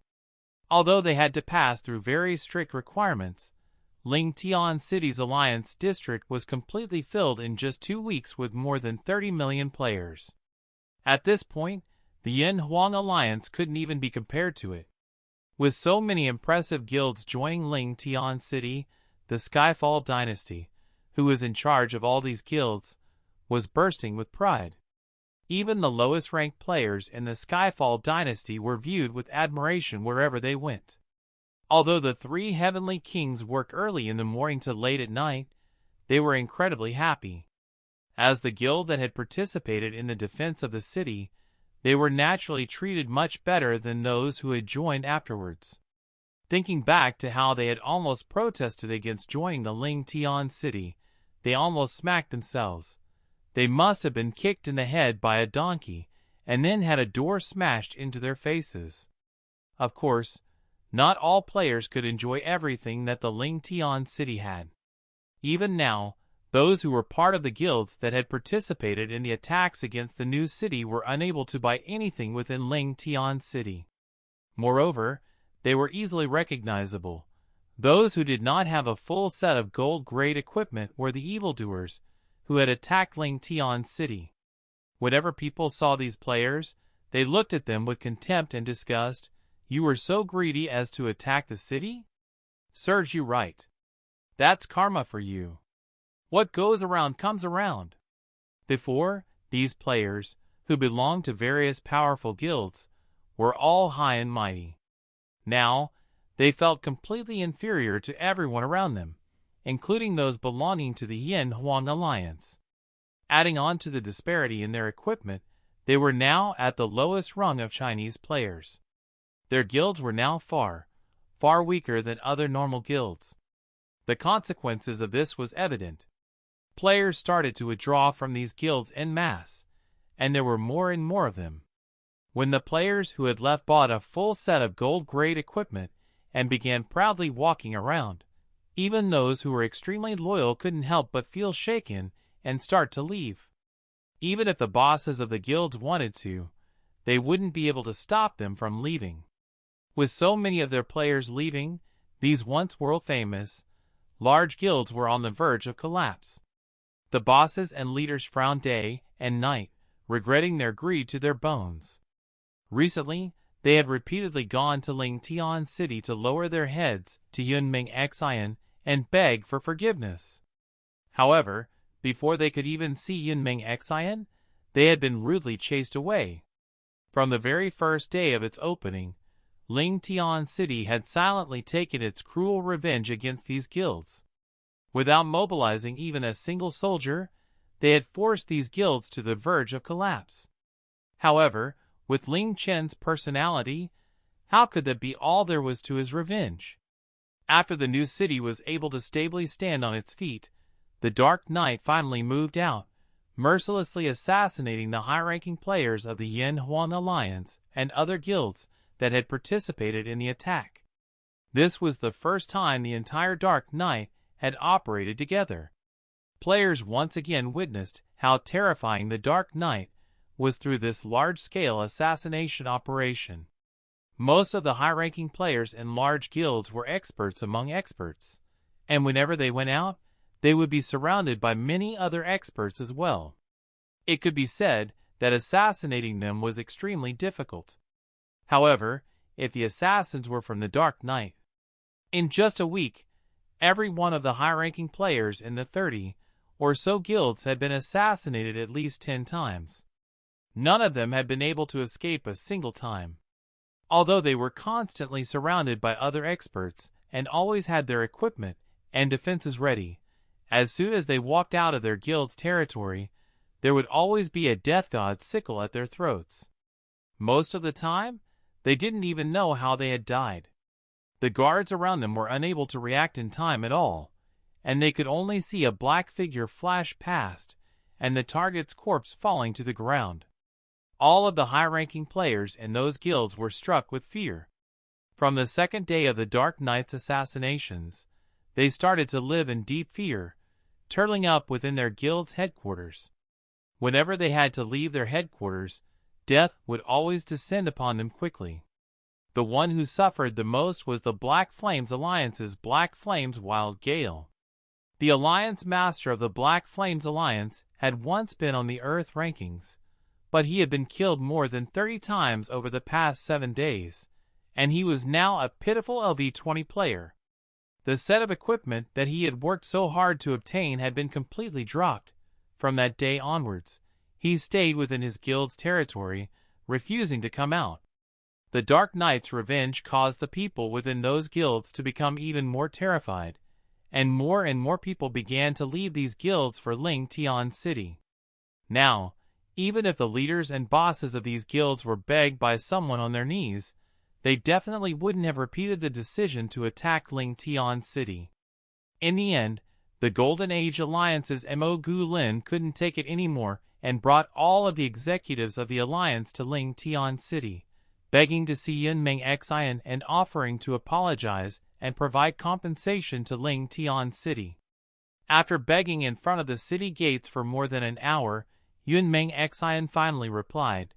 The Golden Age Alliance was to compensate the Ling Tian City with one-off payment of 12 billion gold, and it has to give 20% of its earnings in the virtual world to Ling Tian City each year. When Ling Tian City required it, it would have the right to command the Golden Age Alliance once every year.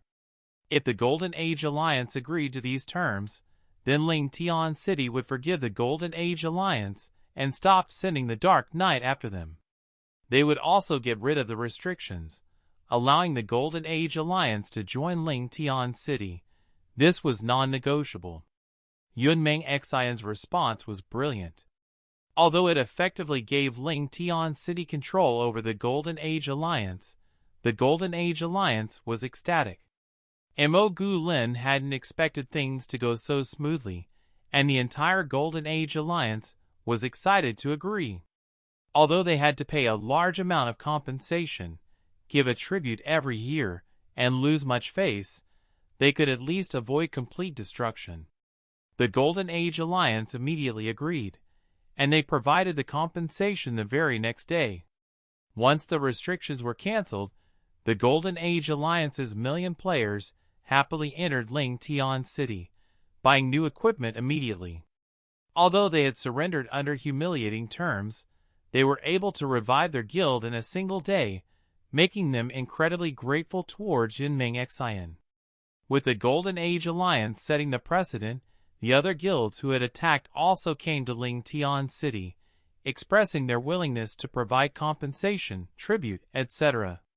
Yunmeng Xian compassionately accepted, setting different terms for different guilds based on their size. After they complied, she canceled their restrictions and the assassinations on them.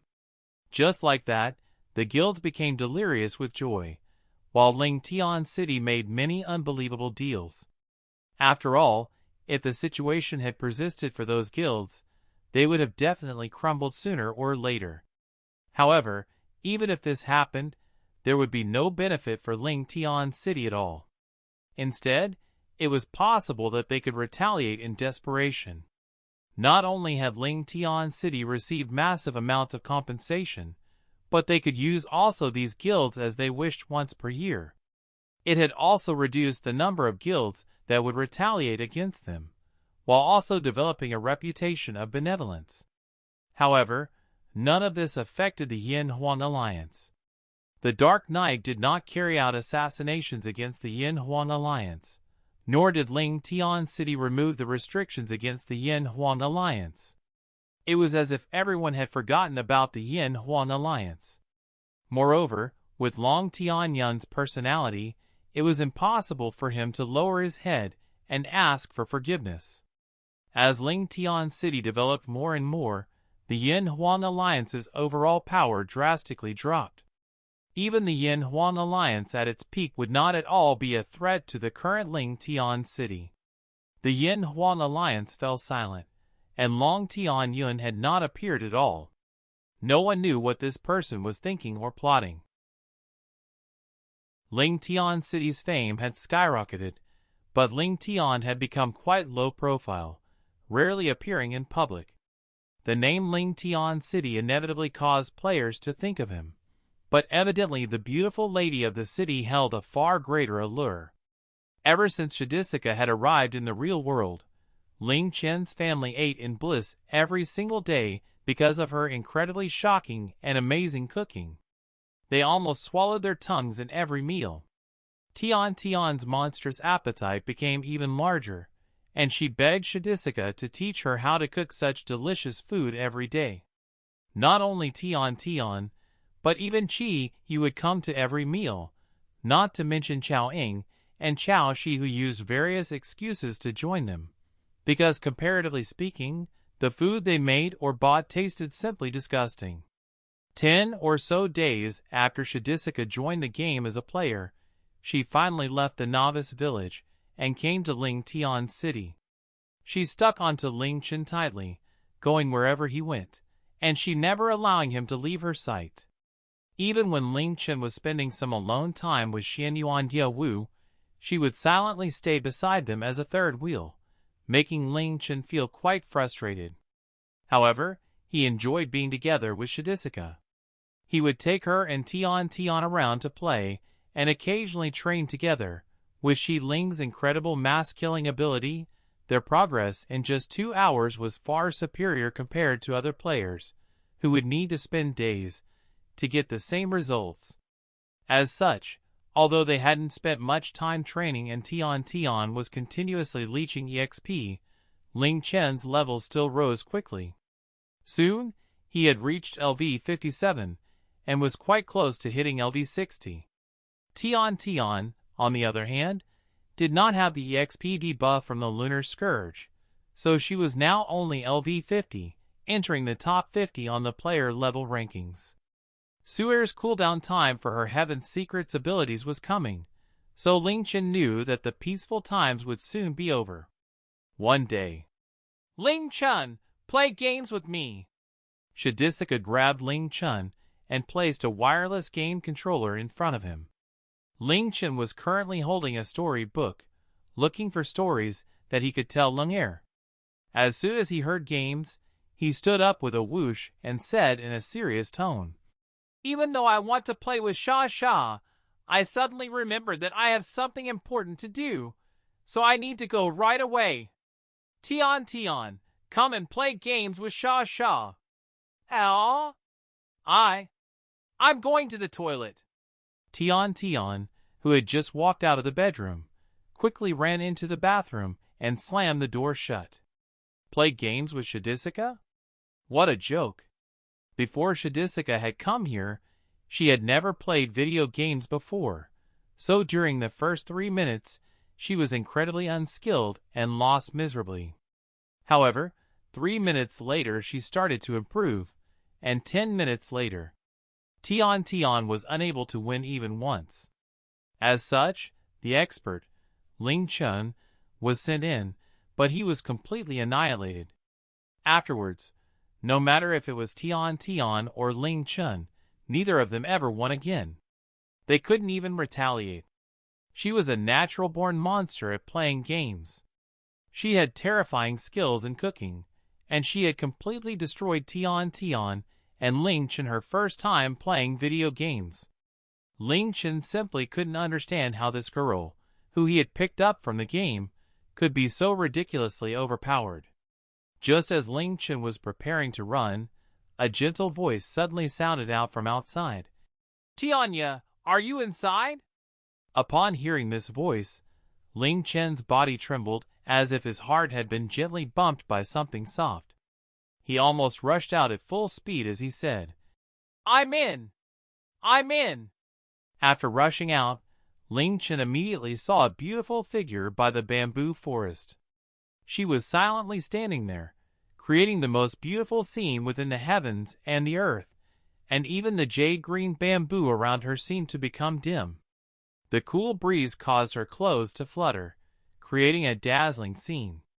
Although they had spent so much time together in the virtual world together, that was only a virtual game, and what they saw and touched were merely virtual bodies. Even their voices were artificially transmitted. At that moment, Wu had finally seen Ling Chen in the flesh after 13 years, and despite spending so much time with him in the game, she couldn't hold back her tears. Seeing his body and his expression just an arm's length away from her, memories that had engraved themselves within her heart chaotically flooded into her mind. Countless thoughts of longing and passion burst forth as Wu rushed towards Ling Chen. Although she was incredibly hurried, she still looked just as beautiful and intoxicating as a goddess dancing. She crashed into Ling Chen's embrace, and the instant she felt that warm embrace, Wu felt a sense of bliss that made her feel as if she wished for nothing more in this lifetime. All of the despair and pain, as well as her heart that had died for over a decade, were completely healed, and they became almost negligible. Ling Chen tightly hugged the woman in his embrace, feeling her existence. In his life, the person whom he owed the most was Wu, and he felt like he would never be able to pay her back. Now that she had returned to his side, the wounds on his heart completely closed, and his heart was so jubilant that it almost started burning. Ling Chen closed his eyes as he subconsciously murmured, Wu! Wu! The last time he had hugged her was 13 years ago, under the moon in the sky. Back then, she was still a young girl. Now, Wu had become a goddess whose beauty could topple nations, but the connection between their souls was just like it had been back then. Wu slowly raised her head, her beautiful face stained with tears. She smiled as she cried, and she cried as she smiled, looking at Ling Chen in a daze. This time, I will be where you are, and we'll never be separated. Even if you want to leave, I won't let you go, Ling Chen said as he smiled, tightly hugging Wu's delicate figure. Chao Ying and Chao Shi were already there when Wu had arrived, and they watched on from the distance with tears in their eyes. They had long since known about Ling Chen's past, and they knew how much he loved Wu. They knew why he had refused to give in and died despite suffering so much back then. They knew why he had desperately tried to kill Instructor Hell to leave. They knew why he had gone crazy and charged into the Long family's residence all those years ago. Nor would they forget how the world seemed to collapse for Ling Chen when he heard that Wu had died. Afterwards, they did not dare to mention Wu's name in front of Ling Chen, because it brought a stabbing pain in his heart. When they saw these lovers, who should have been separated by death, embrace each other, they were moved to tears. They are indeed an ideal couple, a match made in heaven that can bring envy from anyone. Chiyu came to the door, a smile on her face as she looked at the two of them. That's right. Beside her, Shadisika nodded her head. Such a good big brother like Ling Chen and such a good big sister like Dia Wu deserve happiness. If anyone dares to harm them, even the heavens will not forgive their sins. Qiyu. This is great. We have another pretty big sister now. A delighted smile appeared on Tian's face. After spending some time with Xianyuan Dia Wu in the virtual world, Tian came to like her immensely, and she even found a sense of peace and warmth from her that she had felt from Shui Ruo. Ling Chen and Xianyuan Dia Wu had been reunited for about a month.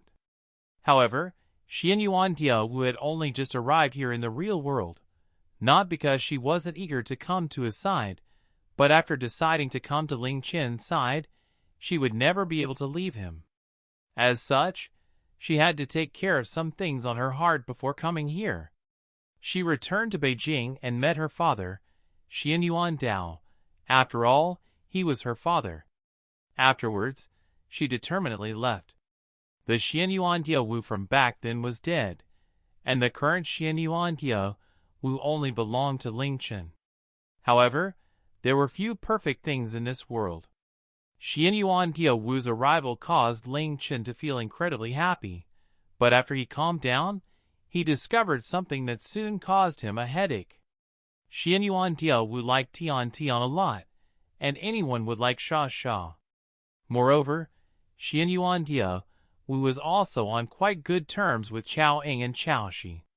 However, as for Qiyu, with her Demoness-level looks and airs, as well as her charm that could seduce men in an instant, any woman would feel negative towards such a woman staying by her man's side. This was so even for Xianyuan Dia Wu, who had reunited with Ling Chen after facing death, and did not mind him having other women by his side. After all, even Li Xiaoshui felt the same way when she first met Qiyu.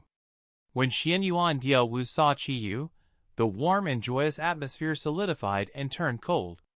Following this, the two women smiled, amicably introduced themselves to each other, and started talking warmly like sisters. But from the cold atmosphere in that moment, it would be strange if they actually felt a sense of closeness. In order to learn about how Shui Ru really died, Ling Chen could only allow Qiyu to stay in the real world. However, he desperately hoped that she would return to the virtual world and not come out anymore, because the longer she stayed in the real world, the more likely it was that something would happen. After all, no matter how strong a man's self-control was, there was always a limit. The next day, Su'er's cooldown time for using the Heaven's Secret's power finally reset. She logged on into the Mystic Moon world quite early, and she went to a peaceful area. She raised her head, looking up at the sky as her lips slightly moved, and drew a semicircle in the air with the heavenly star horsetail whisk. In the air, a thin cloud slightly trembled and slowly dispersed as if it was blown by wind. In the air above Su'er, 3 words appeared: Underworld Blood Lake. Fairy Tree. These 3 words should be referring to a specific place, and they sound like quite a scary place. Seeing Ling Chen's reaction, Su'er hesitantly asked, Big brother Ling Tian, have you been there before? No. Ling Chen shook his head. But I've heard of this place before, and I more or less know where it is. Really? That's great. Su'er let out a small breath and smiled. Although Ling Chen knew where the Underworld Blood Lake was, he frowned and didn't seem happy. Back then, when he had bought the 7-leaf grass, psychic flower, and Underworld God Mysterious Blood Metal from Qian Gun, he had also encountered the name Underworld Blood Lake. Because it related to the 3 requirements to revive the Demon Emperor, Qiyu had told him about that place. The Underworld Blood Lake was situated in the innermost region of the Underworld, and it was one of the Underworld's 3 forbidden areas. Unless the Underworld King personally allowed it, no creature, either living or dead, could go near it. The Underworld Blood Lake's existence preceded that of the Underworld itself, and countless remains were buried there, filling the underworld with the energy of countless souls and spirits. After 10,000 years, not even the underworld king knew how many bodies had been buried there, and how much energy had been accumulated. It was evident just how terrifying such a place was. Then, big brother Ling Tian, are you going to leave to find that underworld blood lake? Cai'Er sadly asked while looking up. Ling Chen nodded. Will you be gone for a long time again? Cai'Er asked in a small voice. I don't know. Maybe I'll be gone for a short time, and maybe I'll be gone for a very long time. But I promise I won't turn off my communication device again, so you'll be able to contact me whenever you want. Plus, I have spatial orbs, so I'll be able to come back whenever I want, Ling Chen said as he smiled. However, he knew that finding this orb would be more difficult than the ones in the past, because it was the underworld, a place that even the 3 moon goddesses didn't dare to casually enter. Moreover, the underworld blood lake was in the innermost region of the underworld, and it was even a forbidden area. If he wanted to reach that place, he would have to pass through the entire underworld. It might be even more difficult than climbing to the summit of the Godchild Peak. After finding out where the next lunar scourge orb was, Ling Chen didn't want to waste any time. He didn't tell everyone that he was going to leave, and he instead went to where the fairy clan was, and found the little fairy Cai'Er. Cai'Er, can you take me to the fairy realm? Ling Chen asked. After the fairy clan had moved out of the fairy realm in order to prevent other creatures from entering, Granny Witherwood had set up a fairy barrier. Only fairies, or those accompanied by fairies, could pass through this barrier. What does Big Brother want to do there? Cai'Er asked curiously. I want to see Shura, Ling Chen said in a daze. It had been a long time since he had seen Shura, and her voice and smile were things that he always dreamed about. However, after putting Shura in the fairy fountain, he hadn't seen her. It wasn't that he didn't want to, but that he didn't dare to. This was because seeing Shura's lifeless form would make him feel an agonizing pain in his heart. At this moment, however, he couldn't resist his desire to see her. At the same time, he needed Shura to give him the willpower to pass through the dangerous underworld. After returning to the fairy forest and passing through the bewildering formation and the fairy barrier, Ling Chen entered the fairy realm. As his heart madly thumped, he floated above the fairy fountain, looking down with trembling eyes.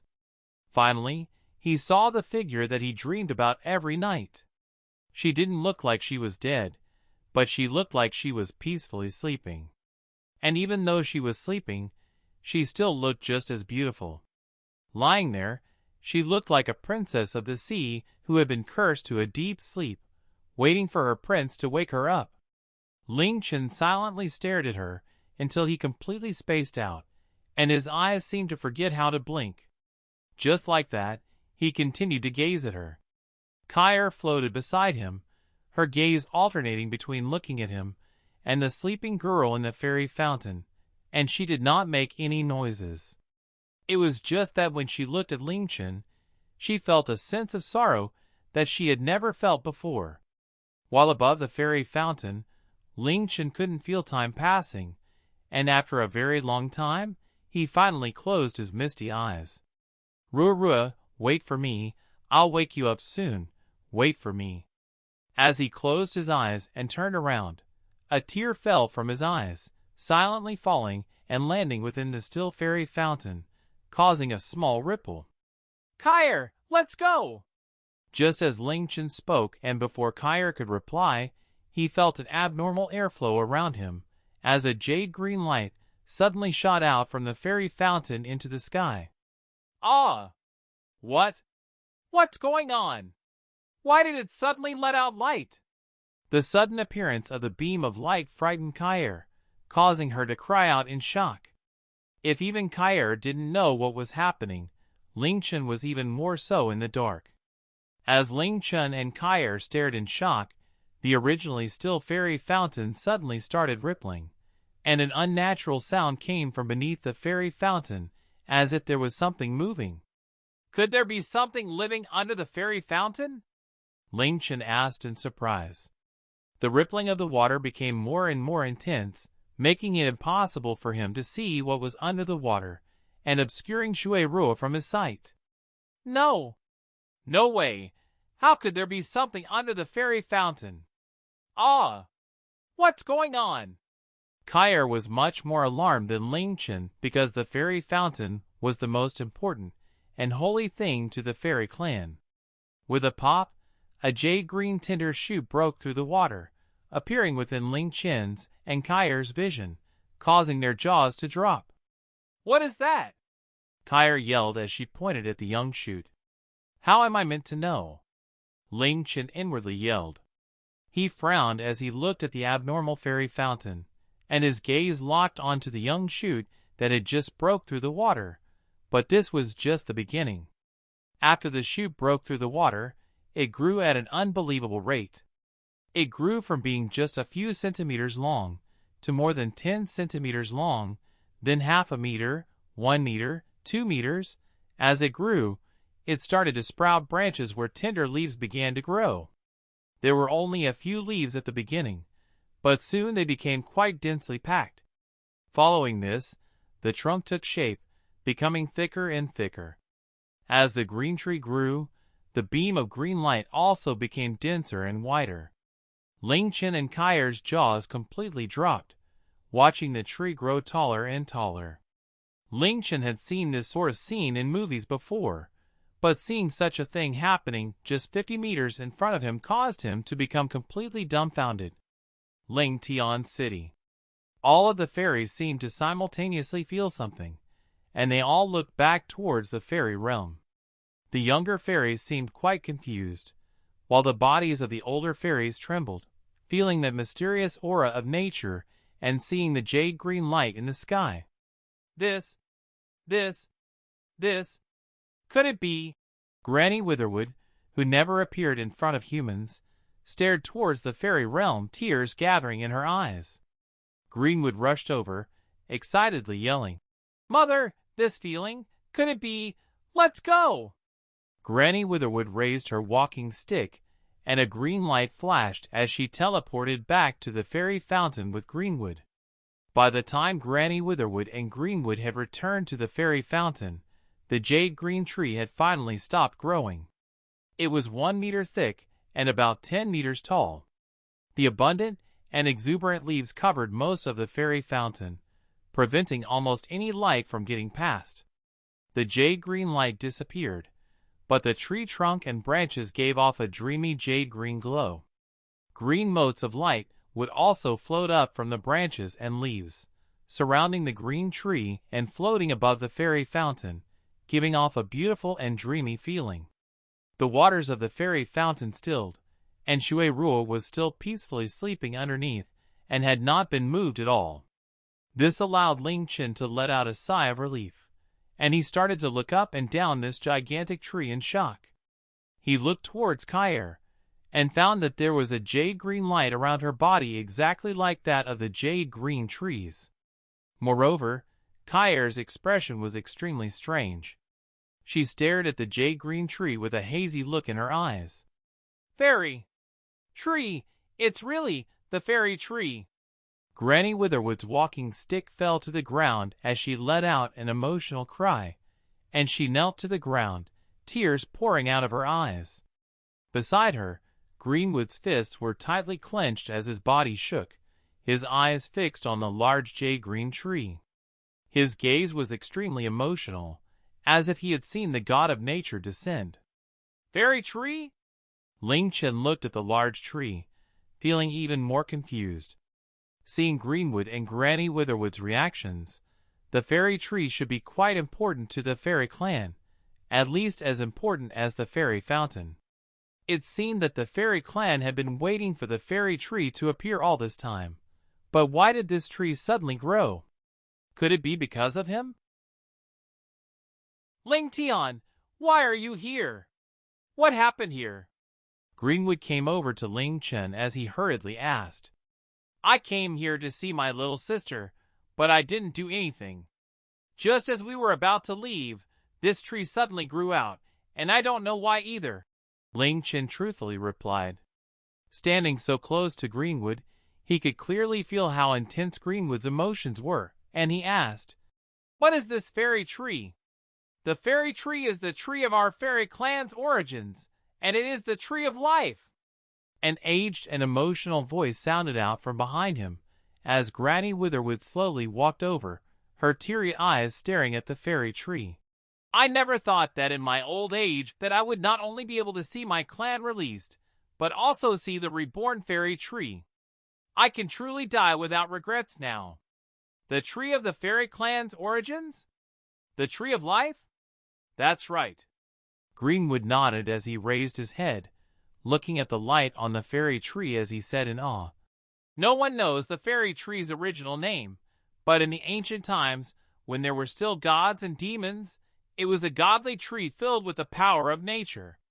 It grew in this fairy fountain, and the fairy forest was born because of it.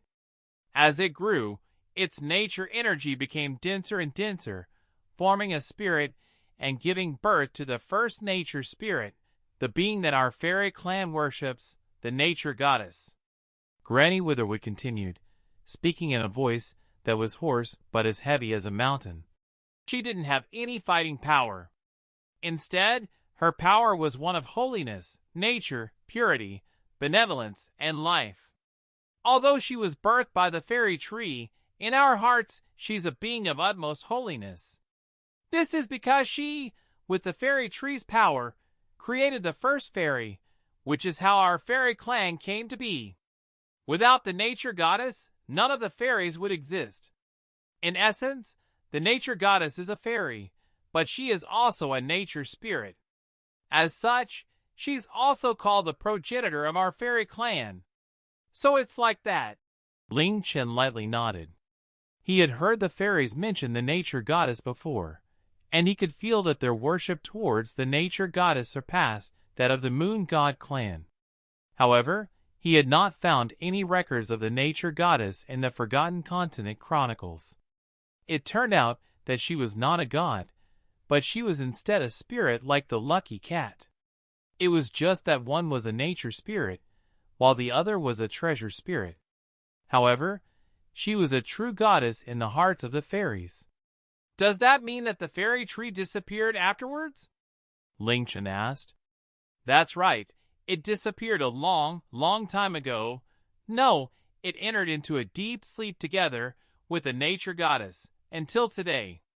Granny Witherwood's eyes were filled with hot tears, and her stooped body seemed to try to straighten in devoutness as she looked at the fairy tree. She had been able to witness the scene that countless of her ancestors had desired to see. "That was about 10,000 years ago. Back then, the Forgotten Continent had just gone through a calamity called the Shura's devastation. Although the disaster was over, the entire Forgotten Continent was almost paralyzed, and even the strongest clans, the Moon God clan and the Void Dragon clan, were greatly injured. At that time, the dormant Demon Beast clan suddenly appeared, bringing disaster to the Forgotten Continent that still had not recovered from the Shura's devastation. The Demon Emperor was incredibly powerful, and he was not any weaker than any of the three moon goddesses. The three moon goddesses had been greatly weakened from the battle with the Shura. Countless moon god representatives had died, and the Void Dragon clan had sealed themselves away after the battle with the Shura. As such, the moon goddesses sought the help of the holy beast Golden Crow, which had greatest destructive power that countered that of the demon beast clans. They also found the fairy realm and asked the nature goddess to bring the fairies to defend against this threat. The benevolent nature goddess naturally would not refuse, and she brought all of the fairies to fight with the Moon God clan and Golden Crow against the Demon Beast clan. Back then, there were tens of millions of demon beasts, and they were incredibly powerful. After a horrific battle, the Demon Beast clan was finally destroyed, and the Demon Emperor was killed by the Golden Crow's heavenly wrath of the 9 suns. However, the Golden Crow never appeared again, and it was unknown whether it was still alive. The Moon God clan had many casualties, and my fairy clan's casualties were even worse. But even though countless had died, we were not resentful at all, because these lives had bought the peace and security of the Forgotten Continent. However, during the battle the nature goddess was assaulted by countless demonic auras, and a month after the battle, she was unable to maintain her spirit form anymore and returned to the fairy tree. A month later, the fairy tree started to wither until it died, leaving only a withered seed in the fairy fountain. This was a secret of the fairy clan, and yet they were telling Ling Chen unreservedly. This showed just how much they trusted him. Ling Chen silently listened, then slowly nodded. So it's like that. That means the seed has been in the fairy fountain this entire time, but it has never sprouted? And the nature goddess has never appeared? That's right, Granny Witherwood sadly said. Do you know why the fairy clan, which was flourishing, almost went extinct? It's because the fairy clan has always had low reproduction, but when the nature goddess was alive, our reproduction levels were not any less than the humans.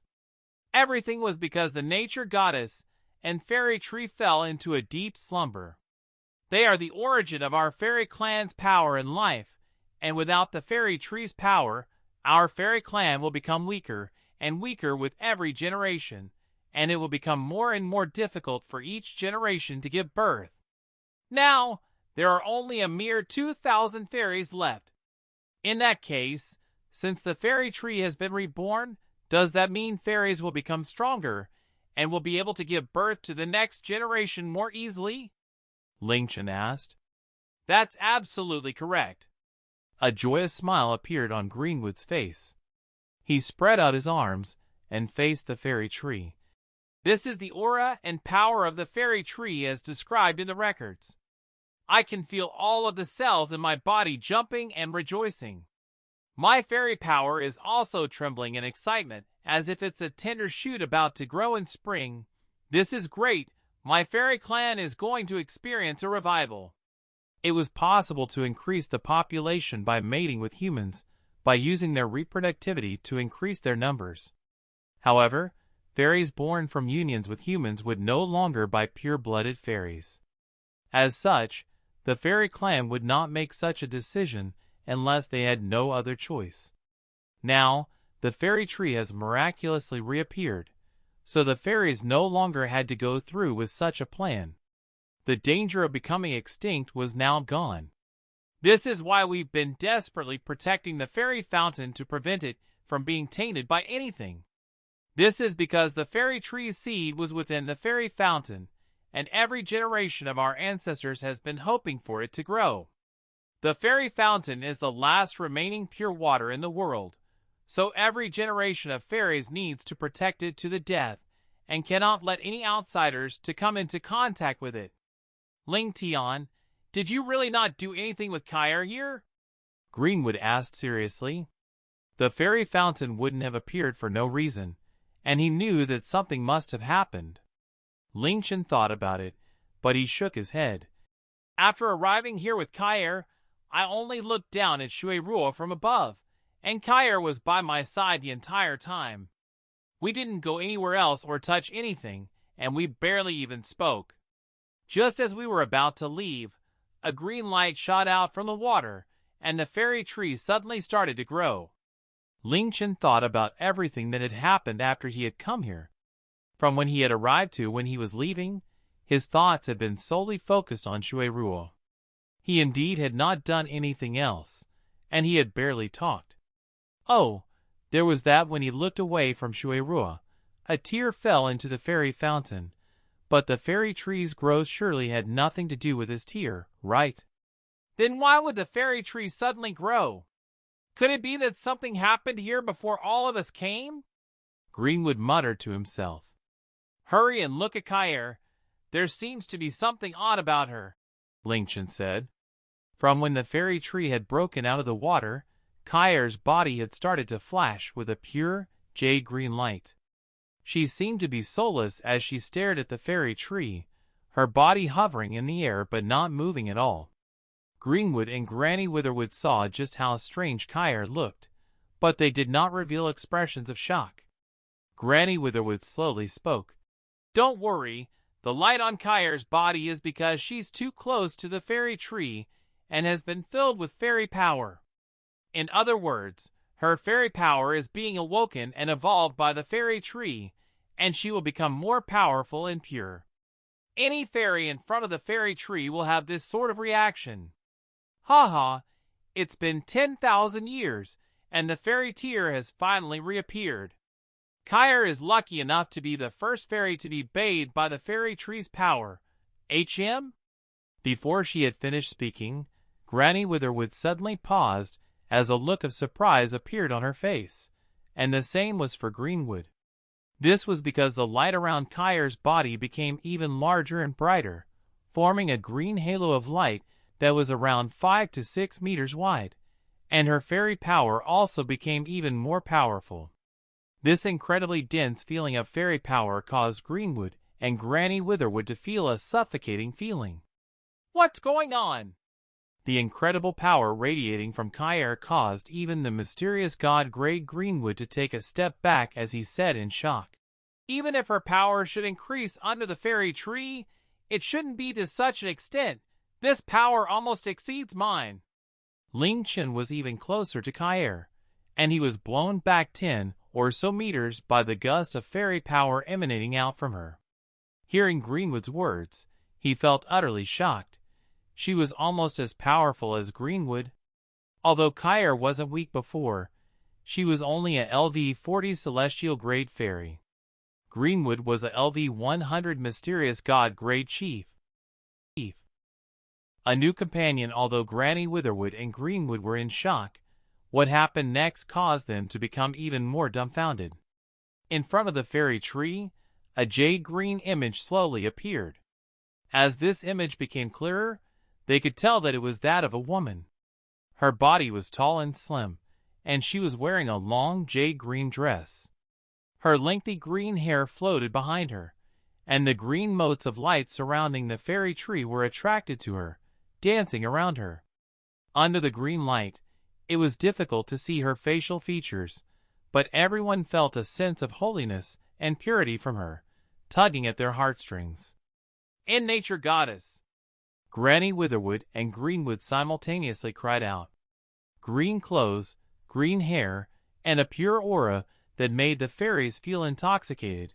Within their records, only the nature goddess could give off such a feeling. Cai'Er's eyes regained their clarity, and she blinked as she stared at the woman in front of her, asking with a hazy look, "Who are you, big sister? Was it you who was talking to me just then? How do you know my name and so many things about me?" The woman's image looked at Cai'Er as if she hadn't noticed anyone else's presence, and she spoke with a voice as gentle as the wind. "Because I am you, and you are me. I am you, and you are me?" Cai'Er repeated this, looking quite confused. "You are the new me, and I am the old you. Do you understand?" The woman in green gently smiled. Cai'Er shook her head, still looking quite perplexed. With her pure and simple nature, she couldn't understand such deep and complex words. However, Granny Witherwood and Greenwood lapsed into deep shock after hearing this exchange. "No matter, the current you won't understand." The woman in green continued to speak softly. "When you've grown up, you'll naturally understand. I thought that I would never be able to appear again, which is why you were born, but I thought that you would never be awakened. However, fate is something that no one can predict. After being afflicted by the demon beast curse for 10,000 years, the curse has finally been nullified. The fairy tree has been reborn, and your power, which was made dormant by the curse, has been awakened. Your dormant spirit will one day completely awaken." It was impossible for Cai'Er to understand these words, but Granny Witherwood and Greenwood knew exactly what she was talking about. Curse. The demon beast curse. So, the nature goddess had disappeared and the fairy tree had withered and didn't grow for 10,000 years because of a curse from the demon beast clan. If the curse was not nullified, even until the fairy clan perished, the fairy tree would not have grown again. However, Why would the curse suddenly be nullified today? Could it be that after 10,000 years, the demon beast curse had finally become ineffective? And Cai'Er, she was born from the fairy fountain, and she had an extremely high affinity with nature. Could she be? Cai'Er, although your nature power has formally awakened, you're still too young and can't use that power to change much in the fairy clan. My remnant spirit from back then suddenly awoke, and it will soon disappear. However, I saw something that I normally would not be able to see. Soon, a calamity will descend on the mystic moon world.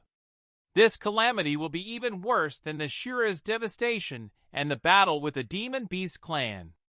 When the time comes, countless lives will perish and tens of thousands of clans will be annihilated. The woman in green suddenly saying such things caused Greenwood and Granny Witherwood to stare in shock and feel a chill within their hearts. It was said that when a person died, they would be free from the heaven's bindings and would be able to see heaven-defying scenes. What's more, the person saying this was the person they worship most, the nature goddess. The nature goddess would never lie about such things. However, a calamity worse than the Shura's devastation and the battle with the demon beast clan was about to descend not only on the Forgotten Continent, but the entire mystic moon. If that was true, how terrifying would that be? Could it be that the sky was going to fall, and that the world was going to explode? The fairy clan will also be caught up in this calamity. There's only one thing that can be done to save the fairy clan from this calamity. The woman in green looked away from Cai'Er, and her gaze rested on Ling Chen. And that is to forever follow this human who nullified the demon beast curse. Cai'Er, Granny Witherwood, and Greenwood all stared at Ling Chen. Ling Tian, it was you who nullified the curse? Ling Chen froze in shock as he hazily shook his head. I nullified the curse?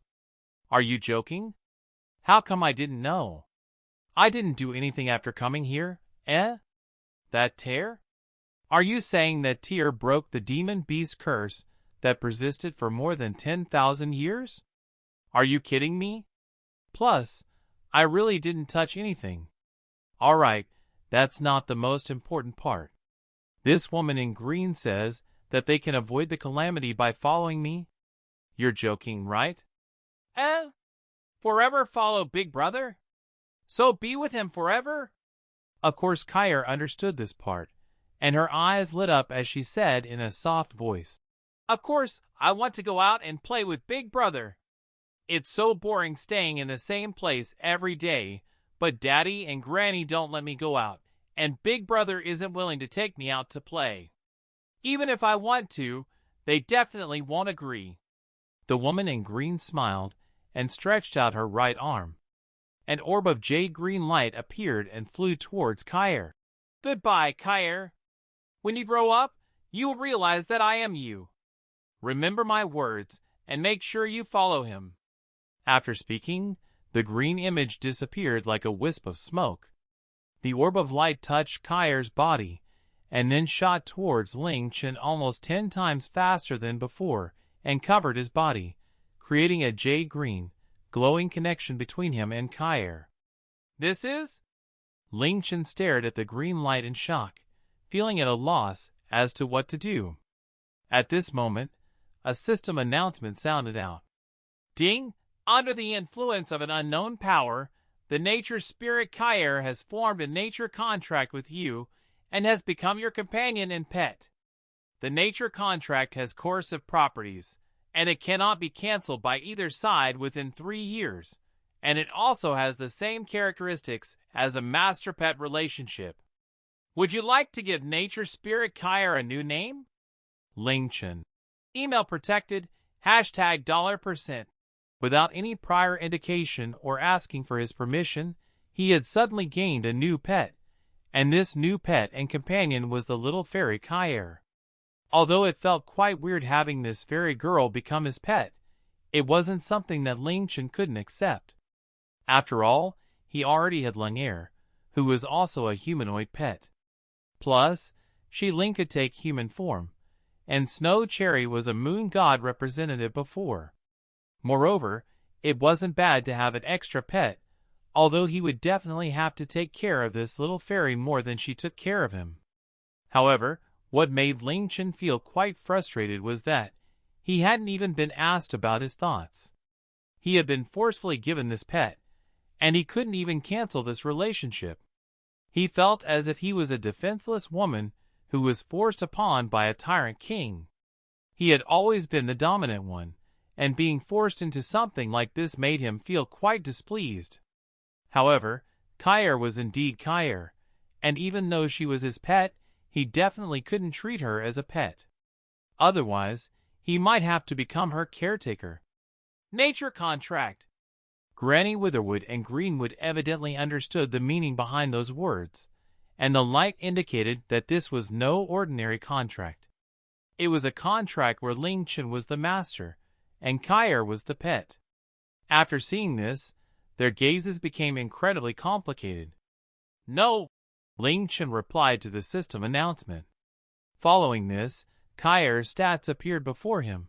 Cai'Er type, Nature Spirit, level, LV 45, grade, Mysterious God, owner, Ling Tian. The second daughter of the current chief of the fairy clan. She is incredibly pure and innocent, and she has a pure heart, great talent, and immense curiosity. Out of the entire clan, she has the highest affinity with nature, and is this generation's maiden of nature. As such, she is seen as the fairy clan's hope. Under the baptism of the fairy tree's power, another spirit within her has been awoken. Stats: HP 55,000, MP 55,000, physical attack damage 550, magic attack power 11,000, physical defense 500, movement speed 160.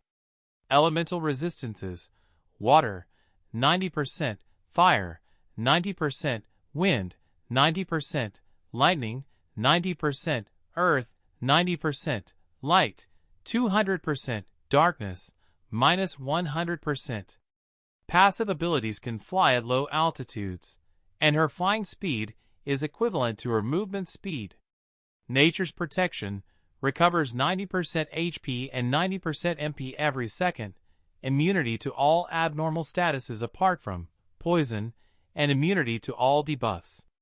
Nature's gift: when using arrow-type attacks, hit plus 360%, arrow speed plus 120%, range plus 90%. When using healing and support magic, effectiveness plus 50%. Nature's Heart: a special ability obtained by Cai'Er after becoming a pet. Her master and fellow pets' HP and MP are increased by 60%. Skills: Nature's Arrow, current level, LV 10 max level. A light element attack that condenses nature energy into an arrow and attacks a single target within 50 meters, causing 500% magic attack power and a 5% chance of instant death for darkness-type targets. Costs 3 MP, no cooldown time. Nature's Light, current level, LV 5, max level. Uses her benevolent heart to condense nature energy and radiate pure nature light 2 meters around her, restoring all targets' HP by magic attack power x3, and causing 300% light damage to all darkness-type monsters nearby. Costs 5 MP, cooldown time, 1 second. Nature Songs: Cai'Er uses her nature power and her spirit to sing a song. Her sweet songs contain the hopes and desires of Cai'Er's pure heart, and they have an inexplicable and mysterious power that can pass through all creatures' spirits and affect their minds, beliefs, willpower, and even bodies. Some nature songs can be sung at will, while others can be only sung while in certain emotional states. Currently available nature songs: Song of Healing, Song of Passion, Song of Redemption, Song of Tranquility, Song of Hope, Song of Miracles, and Song of Despair. Song of Healing, Drizzle at the Light of Dawn, can be sung under any emotional state. While singing, all allies recover 20% HP and 20% MP every second. All debuffs are nullified and allies will be immune to any further debuffs. Costs 100 MP every second, and it can be cast and ended at will. Song of Passion, a brave heart, can be sung under any emotional state. While singing, all allies' physical attack power, magic attack power, and hit are increased by 30%. Costs 100 MP every second, and it can be cast and ended at will. Song of Redemption, pure heaven, can be sung under any emotional state. While singing, it greatly reduces the enemy's hatred and battle spirit, and it can even cause them to stop fighting. Costs 200 MP per second, and it can be cast and ended at will. Song of Tranquility, clear dream in a peaceful night, can be sung under any emotional state. While singing, it causes the enemy to feel sleepy until they fall into a sleep state. After the targets have fallen asleep, unless the song is ended or the targets are attacked, they will not wake up.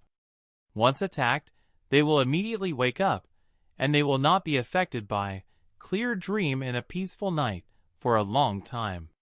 Costs 500 MP per second, and it can be cast and ended at will. Song of Hope, Rose on the Other Shore, can be sung when feeling joyful or excited. While singing, all allies' luck plus 20, and 3 stats are increased by 100%. All enemies' luck 20, and 3 stats are decreased by 50%. Costs 1200 MP per second, and if the requisite emotions are no longer present, the effects will immediately cease. Song of Miracles, Undying Stars, can be sung when feeling extremely hopeful and sincere. While singing, all allies become immune to any type of damage. Costs 24,000 MP per second, and if the requisite emotions are no longer present, the effects will immediately cease. Song of Despair, Shattered Heart, Forbidden Nature's Song, can be sung when extremely sad, feeling despair, or furious. Unknown effects, and if the requisite emotions are no longer present, the effects will immediately cease. The first time Ling Chen had entered the fairy realm, the first fairy he had met was Cai'Er. Back then, he had received some of Cai'Er's information through Xiao Hui. At that time, Cai'Er was LV 43, and she was celestial grade. She already possessed powerful nature energy, and even if she became a pet, she should be celestial grade. To normal players, possessing a celestial grade pet would be cause for great rejoicing, but to Ling Chen, who possessed Heaven's End grade and Mysterious God grade pets, celestial grade was not much anymore. As such, he didn't have high expectations when looking at Cai'Er's stats. However, when he saw that Cai'Er's grade was Mysterious God, he was completely dumbfounded. When he saw her passive abilities, he was even more shocked. After looking through her nature songs, his jaw almost dropped to the ground. This was the awakening that the woman in green had talked about. Cai'Er's ridiculous power could only be expressed in 3 words. Oh my goodness! Cai'Er's stats were not at all inferior to Snow Cherry's, who was also Mysterious God grade. Her passive ability that increased her master and all other pets' HP and MP by 60% almost caused Ling Chen to cry out on the spot, and he had instantly thought that this was the most overpowered aspect about Cai'Er. If there was anything even more powerful, it would simply be too heaven-defying. However, after seeing her nature songs, he knew that this new little Cai'Er was truly heaven-defying. Cai'Er's strengths were similar to Xiao Hui's. They were both support types. However, the way they supported was different. Xiao Hui could increase his skills and provide him with information while searching for treasure and give him other warnings. On the other hand, Cai'Er gave healing, buffs to allies, and debuffs to enemies. What's more, the effects were all AoE, so the more people there were, the more effective her buffs and debuffs would be. Her supporting ability was no less effective than Xiao Hui's. Moreover, while Xiao Hui had no attack power at all, Cai'Er at least had some forms of attacking. The Nature's Arrow, wasn't an extremely powerful attacking skill, but at least Cai'Er could attack. What a strange feeling. Cai'Er looked at her hands and her body, then spun in a circle as she flew towards Ling Chen. Big brother, can I really go out and play with you like that big sister said? That's right. Granny Witherwood walked over, a look of deep emotion on her face. There's a nature contract between you and him. With this contract, you'll need to stay right by his side for the next 3 years. Within these 3 years, wherever he goes, you need to go as well. Even if you don't want to, you'll still need to go with him. Really? Hearing this, Cai'Er became quite excited as she happily danced around. This is great, great, great. Big brother will finally take me out to play, great, great. Cai'Er's reaction made Granny Witherwood and Greenwood want to both laugh and cry. They knew that Cai'Er was filled with curiosity and desire towards the outside world, and that she wanted to go out to play every day. However, the fairy clan had only just returned to the Forgotten Continent, and there were far too many things that they did not know about it.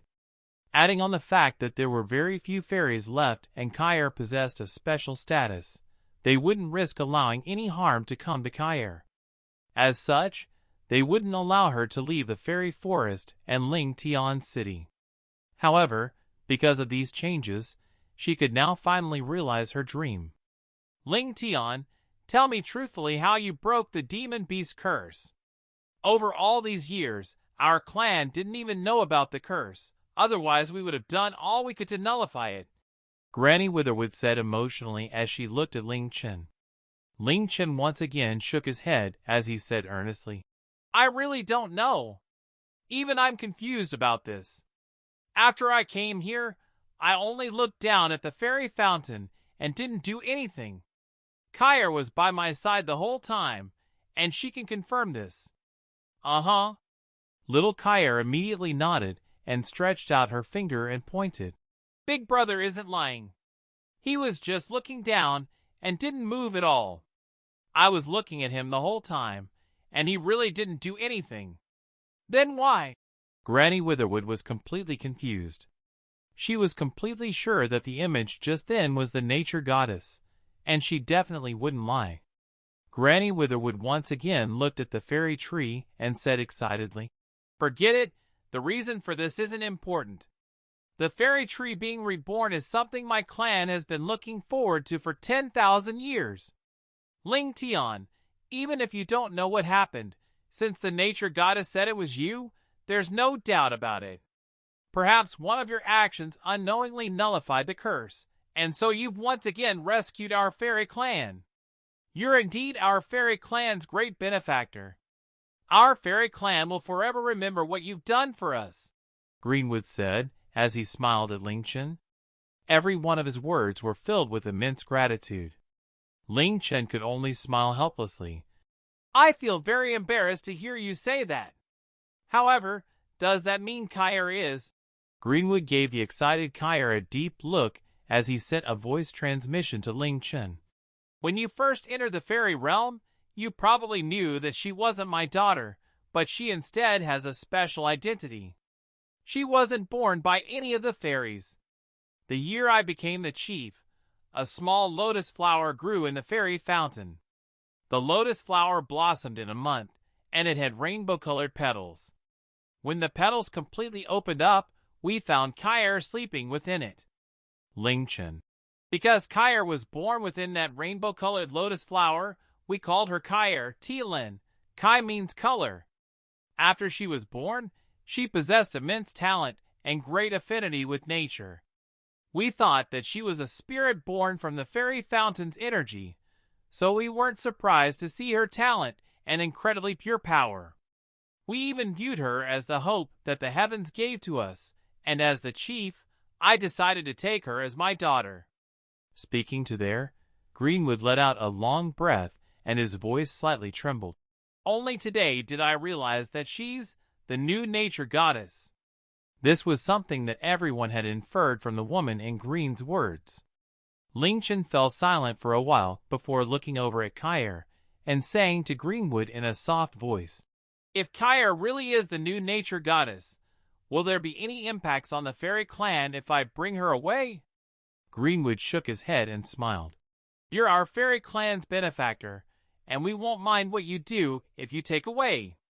Moreover, this is something decided on by the nature goddess herself. We also can't just ignore what she said right before disappearing. After all, the nature goddess has a pure heart, and she would never lie. Perhaps the scene she saw wasn't just an illusion, but a prediction of the future. If that truly happened, Greenwood did not say anything else and stared at Ling Chen. The nature goddess said that if the calamity happened, the fairy clan would only survive if Cai'Er followed Ling Chen. Greenwood didn't know how to interpret this. He definitely didn't believe that Ling Chen could dispel this calamity, because how could a mere player dispel a calamity that was worse than the Shura's devastation and the battle with the Demon Beast clan? However, he did not dare to doubt the nature goddess' words. Cai'Er, you need to be good and listen to Big Brother when you follow him, all right? Granny Witherwood said in a warm tone to Cai'Er. Cai'Er vigorously nodded and gave a pure smile. Okay, Granny. I'll definitely be good.